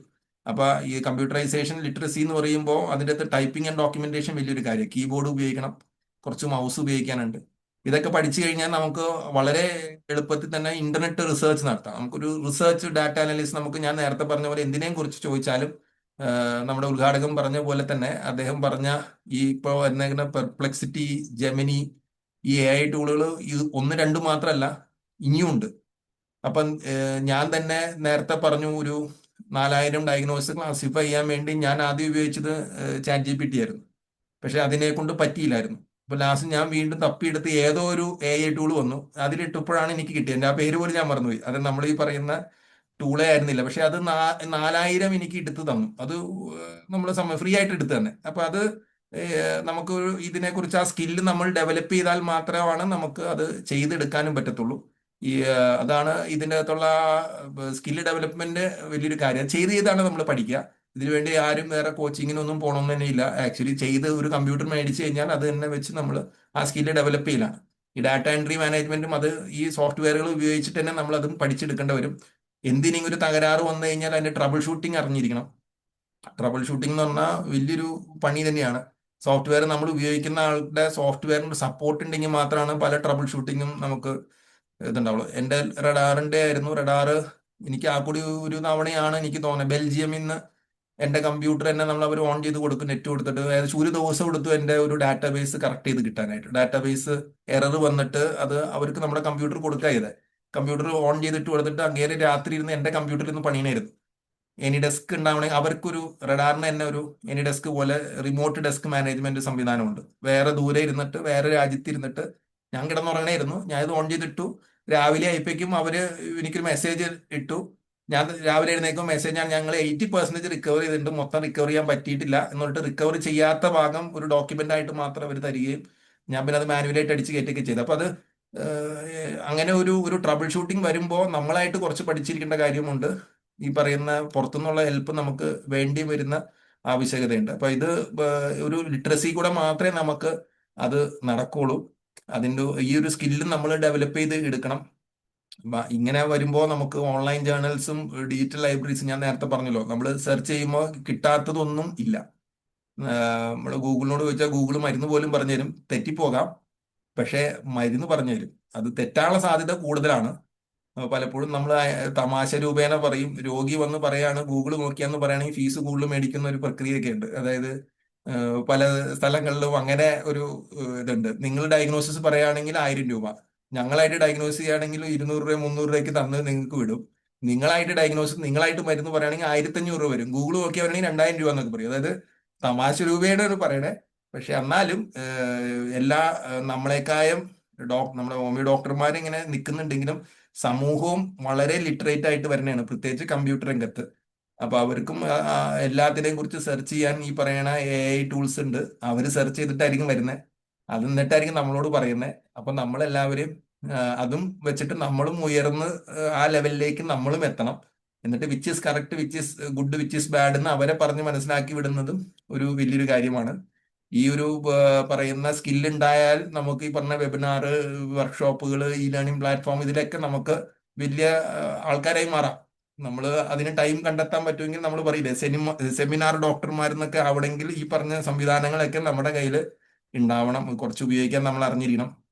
എന്നാൽ നമുക്ക് ഈ പറഞ്ഞ സെമിനാറും ഡാറ്റയൊക്കെ എത്ര സ്ലൈഡും വേണമെങ്കിൽ എത്ര മിനിറ്റ് കൊണ്ടും വേണമെങ്കിൽ നമുക്ക് ഉണ്ടാക്കാവുന്നതേ ഉള്ളൂ. ഇപ്പോഴത്തെ കാലഘട്ടത്തിൽ അത് വളരെ എളുപ്പവും കൂടിയാണ്. അപ്പൊ അതാണ് സ്കില്ല്. ഇതിനകത്ത് ബെനിഫിറ്റ് ഞാൻ ഇപ്പൊ പറയുന്നു, വെറുതെ നമ്മുടെ ടൈം കുറച്ചുകൂടി ഉള്ളൂ, എന്നാലും ഒന്ന് വേഗം തീരാവുന്നതേ ഉള്ളൂ. ബെനിഫിറ്റ് വളരെ സിമ്പിൾ ആണ്, ഫാസ്റ്റ് ഡിസിഷൻ മേക്കിംഗ് ആണ്. ഞാനൊക്കെ ഒരു കാലത്ത് ഇപ്പൊ അത്രയും ഉപയോഗിക്കുന്നില്ലെങ്കിൽ അപ്പോഴും ഉപയോഗിക്കുന്നുണ്ട്, ഇല്ലെന്ന് പറയാൻ പറ്റില്ല. വിത്തോൾക്കാസ് എക്സ്പേർട്ട് സിസ്റ്റം, അത് ഈ റഡാറിന്റെ അകത്ത് വന്നേക്കുന്ന ഒരു സംവിധാനമാണ്. അത് ഇപ്പോ റഡാറ് വർഷങ്ങളായിട്ട് വിത്തൗൾക്കാസ് എക്സ്പെർട്ട് സിസ്റ്റം അതിൻ്റെ അടുത്ത് കൊണ്ടുവന്നിട്ടുണ്ട്. അപ്പൊ വിത്തോൾക്കാസ് സാറ് ഇറ്റലിയിലെ ഇലിയോണോസ് അദ്ദേഹം അവിടെ ക്ലാസിക്കൽ ഹോമിയോപ്പതി ഇൻസ്റ്റിറ്റ്യൂട്ട് ഒക്കെ നടത്തുന്ന പുള്ളിയുടെ തന്നെ സ്വന്തം സോഫ്റ്റ്വെയർ തന്നെ പുള്ളി ഇറക്കിയിട്ടുണ്ട്, വിത്തോൾക്കാസ് കോമ്പസ് എന്ന്. നമ്മുടെ കുറച്ച് ഡോക്ടർമാർ അത് ഉപയോഗിക്കുകയും ചെയ്യുന്നുണ്ട്. അതും ഈ VES വിത്തോൾക്കാസ് എക്സ്പെർട്ട് സിസ്റ്റം പോലെ തന്നെ അദ്ദേഹത്തിന്റെ കാഴ്ചപ്പാടുകൾ അപ്പൊ ഓരോ നമ്മൾ റൂബ്രിക് എഴുതി ഇടുമ്പോൾ അദ്ദേഹം സജസ്റ്റ് ചെയ്യും നമുക്ക്. സജഷൻ എന്ന് പറഞ്ഞു കഴിഞ്ഞാൽ നിങ്ങൾ ഈ മരുന്നിനെ കുറിച്ചും കൂടി ചോദ്യങ്ങൾ ചോദിച്ചു നോക്കൂ എന്ന് പറഞ്ഞിട്ട് നമുക്ക് ഒരു ക്ലൂ തരും. അതുകൂടാണ്ട് നമ്മൾ കൊടുത്തേക്കുന്ന സിംറ്റംസ് അത്രയ്ക്ക് പെർഫെക്റ്റ് ആണെങ്കിൽ അത് പറയും there is A 90% chance that it could be എന്താ പറയുക ബെലഡോണ, അല്ലെങ്കിൽ ഇറ്റ് കുഡ് ബി അക്കോണൈറ്റ്, അല്ലെങ്കിൽ ഇറ്റ് കുഡ് ബി ഇത് സൾഫർ ആകാം എന്ന് നമ്മളെ സജസ്റ്റ് ചെയ്ത് പോലും തരുന്ന സന്ദർഭങ്ങളുണ്ട്. നമ്മൾ വിചാരിക്കുക എന്നാൽ ഇത് കൊടുക്കാലോ എന്ന് വിചാരിക്കുമ്പോഴാണ് അവര് പറയണത് ഇതല്ല വേറൊരു മരുന്നുണ്ട് എന്ന്. നമ്മൾ വളരെ റെയർ ആയിട്ട് വരുന്ന മരുന്നുണ്ടാവും, ഇതിനെ കുറിച്ചും കൂടി ആലോചിച്ച് നോക്കും എന്ന് പറയുമ്പോൾ നമ്മൾ ആ മരുന്നിനെ കുറിച്ചും കൂടി സ്റ്റഡി ചെയ്യുമ്പോൾ ചിലപ്പോൾ ആ മരുന്നായിരിക്കും വളരെ ക്വിക്കായിട്ട് ആക്ട് ചെയ്യുന്നത്. അപ്പൊ നമുക്കൊരു ഫാസ്റ്റ് ഡിസിഷൻ മേക്കിങ്ങിനും കൂടുതൽ ഉൾക്കാഴ്ചകൾ നമുക്ക് തരാനായിട്ട് തീർച്ചയായിട്ടും ഈ പറയുന്ന സോഫ്റ്റ്വെയറുകൾ നമ്മളെ സഹായിക്കും. കമ്പ്യൂട്ടറൈസേഷൻ നമ്മളെ സഹായിക്കും. പുതിയ മരുന്നുകൾ വരുമ്പോൾ നമ്മളിപ്പോൾ മെറ്റീരിയൽ മെഡിക്കൽ നോക്കുമ്പോൾ നമുക്ക് ചിലപ്പോൾ ഇത്രയും മരുന്നുകൾ ഉണ്ടാവില്ല. റഡാറിൽ ഇപ്പൊ 8400 റെമഡീസ് ഉണ്ട്. 8400ഓളം മരുന്നുകൾ നിലവിൽ നമ്മുടെ കമ്പ്യൂട്ടറിന്റെ അകത്തുണ്ട്. നമ്മുടെ ഫാർമസിയിൽ അത്രയും ഉണ്ടാവില്ല, പക്ഷേ 8400 റെമഡീസ് റഡാർ റെപ്പർട്ടറിയിൽ തന്നെയുണ്ട്. അത് തന്നെ കംപ്ലീറ്റ് റെപ്പർട്ടറിയിലും അറൌണ്ട് 8000 റെമഡീസ് അതിൻ്റെ അകത്തുണ്ട്. ഈ 8000 മരുന്നിൽ നിന്നാണ് നമ്മൾ ഈ അരിച്ച് നമ്മൾ കറക്റ്റായിട്ട് ഫിൽട്ടർ ചെയ്ത് ആ ഒരു എക്സാക്ട് റെമഡിയിലേക്ക് നമ്മുടെ പേഷ്യന്റിന്റെ സിംറ്റം അനുസരിച്ച് എത്തുന്നത്. അപ്പൊ അത് ഒരു വലിയൊരു കാര്യമാണ്. അപ്പൊ അത്രയും അപ്ഡേറ്റഡ് റെമഡീസിനെ കുറിച്ച് അറിയാൻ പറ്റും. പിന്നെ ഈ പേഷ്യന്റ് ഹിസ്റ്ററീസ് റെക്കോർഡിക്കലായിട്ട് ഞാൻ നേരത്തെ പറഞ്ഞില്ലേ, 13 വർഷമായാലും 15 വർഷമായാലും റെക്കോർഡഡ് ആയിട്ടിരിക്കുന്ന സാധനം എന്നും റെക്കോർഡഡ് ആയിട്ടിരിക്കുന്നതാണ്. നമുക്ക് എപ്പോൾ വേണമെങ്കിലും അത് എടുത്തു നോക്കാം. വളരെ ഓർഗനൈസ്ഡ് ആയിട്ട് വെക്കാവുന്ന ഒരു സംവിധാനമാണ്. ആ കമ്പ്യൂട്ടർ ഉണ്ടെങ്കിലേ നമുക്കത് നടക്കുള്ളൂ. ഇപ്പൊ കമ്പ്യൂട്ടറും മൊബൈലുമായിട്ടൊക്കെ വളരെ ലിങ്ക്ഡ് ആയിട്ട് വെച്ചേക്കുന്ന കാരണം പലരും അങ്ങനത്തെ സോഫ്റ്റ്വെയർസ് പോലും ഉപയോഗിക്കുന്നുണ്ട് പേഷ്യന്റ് മാനേജ്മെന്റിന് വേണ്ടി. പിന്നെ എൻഹാൻസ് ലേണിംഗ് ടൂൾസ് എന്ന് പറഞ്ഞാൽ നമുക്ക് പല ടൂളുകളും ഇത് കൂടാണ്ട് തന്നെ നമ്മുടെ സോഫ്റ്റ്വെയർസ് അല്ലാതെ തന്നെ ഞാൻ നേരത്തെ പറഞ്ഞ AI പോലെ തന്നെ പല രീതിയിലും നമുക്ക് ഡിജിറ്റൽ റെക്കോർഡ്സ് ഉള്ളത് കൊണ്ട് തന്നെ നമുക്കത് പഠിപ്പിക്കാനും പഠിക്കാനും ഒക്കെ ആയിട്ട് ഉപകാരപ്പെടും. ഈ ഡിജിറ്റൽ ഈ പറഞ്ഞ ഇൻഫർമേഷൻ ടെക്നോളജി നമ്മളെ സഹായിക്കുന്നുണ്ട്. നേരത്തെ പറഞ്ഞ റിമൈൻഡേഴ്സും ഓട്ടോമാറ്റിക് പേഷ്യന്റ് ഷെഡ്യൂൾഡിങ്, അടുത്ത നാളത്തെ അപ്പോയിന്റ്മെന്റ് മറ്റന്നാളത്തെ അപ്പോയിന്റ്മെന്റ് ഒക്കെ ഷെഡ്യൂൾ ചെയ്യാനൊക്കെ ആയിട്ടുള്ള പ്രോഗ്രാംസ് ഉണ്ട്, സോഫ്റ്റ്വെയർസ് ഉണ്ട്. അത് ഉപയോഗിക്കുന്ന ഡോക്ടർമാർ ഇഷ്ടം പോലെയുണ്ട്. പക്ഷെ അതൊക്കെ പെയ്ഡ് സർവീസ് ആണ്. ഒക്കത്തിനും പേയ്മെന്റ് ഉണ്ടാവും, മാസം മാസം പേയ്മെന്റ്, വാർഷിക പേയ്മെന്റ് എന്നൊക്കെ പറഞ്ഞിട്ട് മറ്റേ എന്താണ് AMC എന്നൊക്കെ പറഞ്ഞിട്ടുള്ള പേയ്മെന്റുകളൊക്കെ വരും. പക്ഷെ വളരെ സിസ്റ്റമാറ്റിക് ആയിട്ട് അത് വളരെ ഭംഗിയായിട്ട് അത് കൊണ്ടുപോകാനായിട്ട് ഒരുപാട് പേഷ്യന്റ് ഒക്കെ നോക്കുന്ന ആൾക്കാരുണ്ടെങ്കിൽ തീർച്ചയായിട്ടും ആ ഓട്ടോമാറ്റിക് ഷെഡ്യൂളിങ്ങും റിമൈൻഡേഴ്സ് ഒക്കെ അയക്കാൻ പറ്റും. അതൊരു വലിയൊരു കാര്യമാണ്. പിന്നെ ഈ പറഞ്ഞ എല്ലാത്തിനും പ്രിന്റ് ഔട്ട് എടുക്കാം, സമ്മറി എടുക്കാം, അതെല്ലാം സൂക്ഷിച്ചു വെക്കാം. ആവശ്യമുണ്ടെങ്കിൽ അനാലിസിസ് നടത്താം, നമ്മുടെ വരുന്ന പേഷ്യന്റിന്റെ ഡാറ്റ വെച്ചിട്ട് റിസർച്ച് നടത്താം. ഇതെല്ലാം ഇതിനകത്ത് സാധിക്കുന്ന ഒരു കാര്യമാണ്. അതാണ് ഈ പറയുന്ന ഡിജിറ്റൽ റെക്കോർഡ്സിന്റെ ഗുണം. അതുകൊണ്ട് തന്നെ ഒരു fast administrative flow, work flow പെട്ടെന്നായിരിക്കും. നമുക്കെല്ലാം പേഷ്യന്റിനെ അടുത്ത ഒരു വൺ ടൈം വന്ന ആളെ രണ്ടാമത് എടുക്കണമെങ്കിൽ വേറെ ചീട്ടൊന്നും എഴുതണ്ട, അവരുടെ നമ്പർ മാത്രം അടിച്ചു കഴിഞ്ഞാൽ തന്നെ ആ ചീട്ട് വന്നു. അപ്പൊ എല്ലാം ഭയങ്കര സ്പീഡിൽ നടക്കും. എപ്പോൾ വേണമെങ്കിലും അവരുടെ print out, data, medical legal കാര്യങ്ങൾക്ക് എല്ലാത്തിനും നമുക്കത് ഉപകാരപ്പെടും. അത് ഡിജിറ്റൽ അവയർനെസ്സും കമ്പ്യൂട്ടർ സാക്ഷരത നമുക്ക് ഉണ്ടായാൽ മാത്രമേ ഇതെല്ലാം നമുക്ക് ചെയ്യാനായിട്ട് പറ്റത്തുള്ളൂ. ഇതിൻ്റെ അകത്തുള്ള ഒരു ചാലഞ്ചസ് എന്ന് പറഞ്ഞു കഴിഞ്ഞാല് നമ്മൾ ഈ AI മാത്രം വിശ്വസിക്കരുതെന്ന് നമ്മുടെ നേരത്തെ അരുൺ സാറ് പറഞ്ഞ പോലെ ഈ പറയുന്ന നമ്മുടെ ഒരു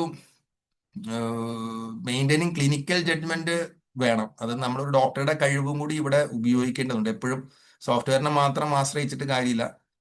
അതിന്റെ കൂടെ നമ്മുടെ ഒരു ക്ലിനിക്കൽ ജഡ്ജ്മെന്റും കൂടി ഇതിന്റെ അകത്ത് കൺസിഡർ ചെയ്യണം. എന്നാലാണ് നമ്മൾ ചെയ്യുന്ന വർക്ക് പെർഫെക്റ്റ് ആവുള്ളൂ. ഫുള്ളി സോഫ്റ്റ്വെയറിന് വിട്ടുകൊടുക്കാനും നമുക്ക് പറ്റില്ല. നമ്മുടെ ഒരു ജഡ്ജ്മെന്റും അതിന്റെ അകത്ത് വരണം. അതായത് നമ്മൾ റെപ്പർട്ടറൈസ് ചെയ്ത് ഫസ്റ്റ് വരുന്ന മരുന്നല്ല നമ്മൾ എപ്പോഴും കൊടുക്കുന്നത്. നമ്മുടെ അവയർനെസ്സും നമ്മുടെ ഒരു കഴിവും വെച്ചിട്ട് ചിലപ്പോൾ ഒരു മൂന്നാമത്തെയോ നാലാമത്തെ മരുന്നായിരിക്കാം നമ്മൾ പ്രിസ്ക്രൈബ് ചെയ്യുന്നത്. അപ്പൊ അതും കൂടി ഇതിന്റെ അകത്തൊരു ഭാഗമാണ്. ഈ പറഞ്ഞ എല്ലാം പഠിക്കണമെങ്കിൽ ഇതിൻ്റെ ഒരു പ്രോബ്ലം എന്ന് വെച്ചാൽ ട്രെയിനിങ് വേണം. അതിന് സോഫ്റ്റ്വെയറിന് കോസ്റ്റ് ഉണ്ട്. ഇപ്പൊ ഞാൻ മണ്ട് മേടിച്ചത് 2002 മേടിച്ചപ്പോൾ അന്ന് 34,000 ആയിരുന്നു അന്നത്തെ ഈ റഡാറിന്റെ വില. അത് കഴിഞ്ഞ് ഞാൻ 2 or 3 അപ്ഗ്രേഡിങ് നടത്തി, അപ്ഡേഷൻ നടത്തി ഇന്ന് അത് എനിക്ക് തോന്നുന്നു അറൌണ്ട് 80,000 70 to 80,000 റുപ്പീസ് ഉണ്ട് ഞാനിപ്പോൾ ഉപയോഗിക്കുന്ന സോഫ്റ്റ്വെയറിന്റെ. അതിനൊക്കെ നെക്സ്റ്റ് മൊഡ്യൂളിന് 1,10,25 എന്നാണ് നെക്സ്റ്റ് വേർഷൻ. അപ്പൊ ഞാനിപ്പോൾ ഉപയോഗിക്കുന്ന ഓൾമോസ്റ്റ് 80,000 88,000 സോഫ്റ്റ്വെയർ ആണ്. മർഫി റെപ്പർട്ടറി ഒക്കെ ഉള്ള എക്സ്ട്രാ ആഡ് ഒക്കെ ചെയ്തേക്കുന്ന സോഫ്റ്റ്വെയർ ആണ്. അപ്പൊ അതിനൊക്കെ കോസ്റ്റ് ഉണ്ട്. ഇത് കൂടാണ്ട് പേഷ്യന്റ് ഡാറ്റ സൂക്ഷിക്കണമെങ്കിൽ നമുക്ക് ഇതിന്റെ അകത്ത് ഒരു വിൻചിപ്പ് എന്ന് പറഞ്ഞൊരു സോഫ്റ്റ്വെയർ ഉണ്ട് റഡാറിൽ തന്നെ. ഞാൻ അതാണ് ഉപയോഗിക്കുന്നത്. പല ഡോക്ടർമാരും സോഫ്റ്റ്വെയർ റെപ്പർട്ടറൈസേഷൻ ഉപയോഗിക്കുന്നില്ലെങ്കിൽ പേഷ്യന്റ് മാനേജ്മെന്റിന് ഒരുപാട് സോഫ്റ്റ്വെയർ ഉപയോഗിക്കുന്ന ആൾക്കാരുണ്ട്. പിന്നെ ഈ പറഞ്ഞതിന് വേറൊരു വലിയൊരു വിഷയമുണ്ട്. ഇതെല്ലാം ഉപയോഗിച്ചേക്കുന്നത് ഡിജിറ്റൽ റെക്കോർഡാണ്. ഇപ്പൊ നമ്മളൊരു കമ്പ്യൂട്ടർ നന്നാക്കാൻ കൊണ്ട് കൊടുത്തു കഴിഞ്ഞാൽ അവിടെ ഒരു പ്രശ്നമുണ്ട്. ഈ ഡാറ്റ ഡിജിറ്റലാണ്, അവരത് എടുക്കാണ്ട് നോക്കണം. അപ്പൊ ആ ഡിജിറ്റൽ ഡാറ്റ എങ്ങനെ സൂക്ഷിക്കണം നമ്മൾ വെക്കണം. അതിന് പേഷ്യന്റിന്റെ ഡാറ്റ സെക്യൂരിറ്റി വലിയൊരു വിഷയമാണ്. റഡാറിലൊക്കെ ആണെങ്കിൽ നമുക്ക് വെറുതെ കയറാൻ പറ്റില്ല, പാസ്വേഡ് ഒക്കെ ഉണ്ട്, ലോക്ക് അടിച്ചിട്ടേ കയറാൻ പറ്റുള്ളൂ. മറ്റേ ഡാറ്റയാണെങ്കിൽ എൻക്രിപ്റ്റഡ് ആണ്, അത് നമുക്ക് അങ്ങനെ ഒന്നും എടുക്കാൻ പറ്റില്ല.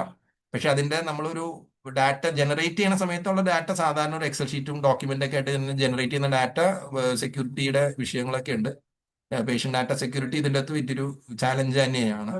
പിന്നെ ഈ പറയണ എല്ലായിടത്തും മൊബൈലും ഉണ്ടാവണമെന്നില്ല. വളരെ ഗ്രാമപ്രദേശങ്ങളിൽ ഇതൊന്നും ഇല്ല. അപ്പൊ കമ്പ്യൂട്ടർ കൊണ്ട് മാത്രം കാര്യമില്ല, നമ്മൾ ചെല്ലേണ്ട സ്ഥലങ്ങളിൽ ചിലപ്പോൾ ചെല്ലേണ്ടിയും വരും. ഒരു ഡിജിറ്റൽ ഡിവൈഡ് ഉണ്ടെന്ന് പറഞ്ഞു കഴിഞ്ഞാൽ 2 തലമുറകൾ അല്ലെങ്കിൽ 3 തലമുറ ഗ്യാപ്പ്, ജനറേഷൻ ഗ്യാപ്പ് എന്ന് പറഞ്ഞ ഒരു ഗ്യാപ്പ് തന്നെയാണ്.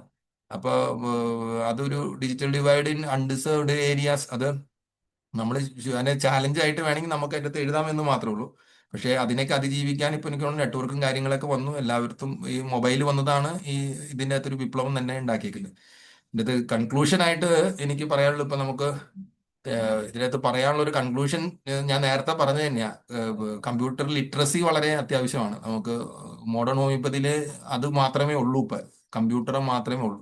അത് നമുക്ക് ഈ പറയുന്ന റിസർച്ചിനായാലും അക്യുറസി, നമ്മുടെ മരുന്ന് എടുക്കുന്നതിന്റെ ആ ഒരു എക്സാക്ട്നെസ് അല്ലെങ്കിൽ ഒരു പിൻ പോയിന്റ് ചെയ്തിട്ട് വളരെ സിമിലിമമായിട്ടുള്ള മെഡിസിൻ എടുക്കാനൊക്കെ ഇത് സഹായിക്കുന്നു. നമ്മുടെ കൂടുതൽ പഠനങ്ങൾക്ക് നമ്മളത് ഉപകാരപ്പെടുന്നു. റിസർച്ച് പഠിക്കുന്ന പിള്ളേർക്കായാലും ഡാറ്റ പറഞ്ഞ പല മെഡിക്കാന്ന് സെർച്ച് ചെയ്യാനും അവർക്ക് ഒരു റിസർച്ച് ആക്ടിവിറ്റിക്ക് അത് ഹെൽപ്പ് ചെയ്യുന്നുണ്ടെങ്കിലും ഇത് ഒരിക്കലും നമ്മുടെ എന്താ പറയുക ഒരു എക്സ്പേർട്ട് ഹോമിയോപ്പത്തിന്റെ ഒരു കഴിവ് അല്ലെങ്കിൽ അറിവിനെ ഒരിക്കലും റീപ്ലേസ് ചെയ്യാൻ പറ്റില്ല. അത് ആണ് നമ്മൾ ഇതിൻ്റെ അകത്ത് ഏറ്റവും അൾട്ടിമേറ്റ് ആയിട്ട് മനസ്സിലാക്കേണ്ടതും. ഹോമിയോപ്പത്തിയുടെ അൾട്ടിമേറ്റം ഹോമിയോപ്പതി തന്നെയാണ്. ആ ഹോമിയോ ഡോക്ടറുടെ കഴിവ് തന്നെയാണ് അൾട്ടിമേറ്റ്ലി.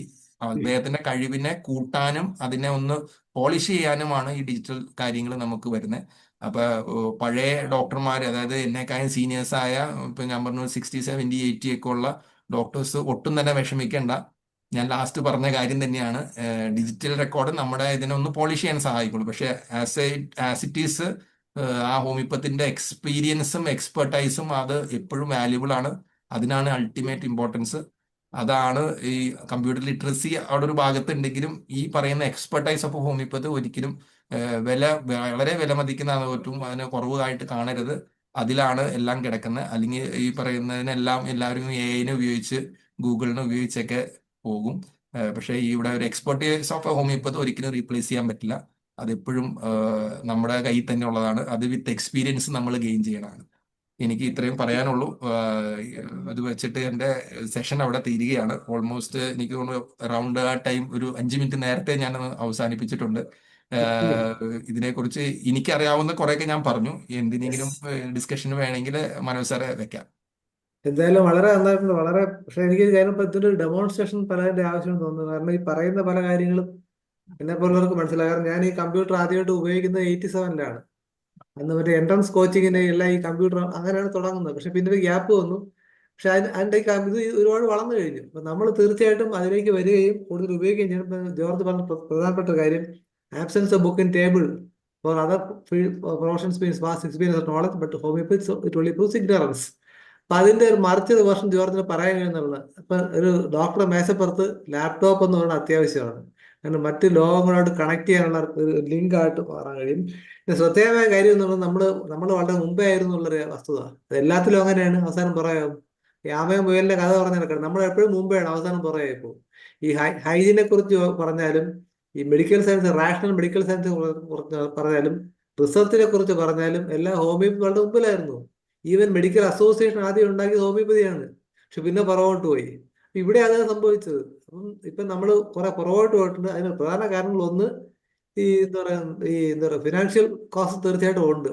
ഞങ്ങൾ ഡോക്ടർ ജോർജിന് വളരെ അഭിനന്ദനം. കാരണം ഇത്രയധികം കാര്യങ്ങൾ പഠിച്ചു, ഇതിനെക്കുറിച്ച് ചിന്തിക്കുകയും ചെയ്തു. അപ്പോൾ എനിക്ക് സജഷൻ ഉള്ളത് ഇതൊരു പാർട്ട് 2 വേണമെന്ന് തോന്നുന്നു. കാരണം ഈ പറഞ്ഞ ചില കാര്യങ്ങളെങ്കിലും ഒരു മിനിമം ഡെമോൺസ്ട്രേഷൻ കിട്ടിയാൽ കൊള്ളാമെന്നുണ്ട്.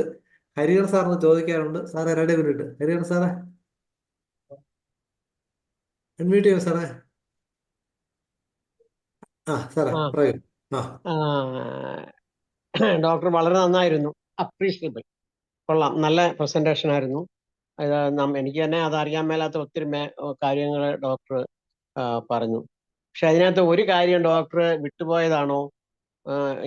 എനിക്ക് അതുകൊണ്ട് എൻ്റെ മുന്നിൽ വെച്ചിരിക്കുന്ന ലാപ്ടോപ്പ് കൊണ്ട് എനിക്ക് ഈ പറഞ്ഞതെല്ലാം പല കാര്യങ്ങളും ഞാൻ ചെയ്യുന്നതാണ്.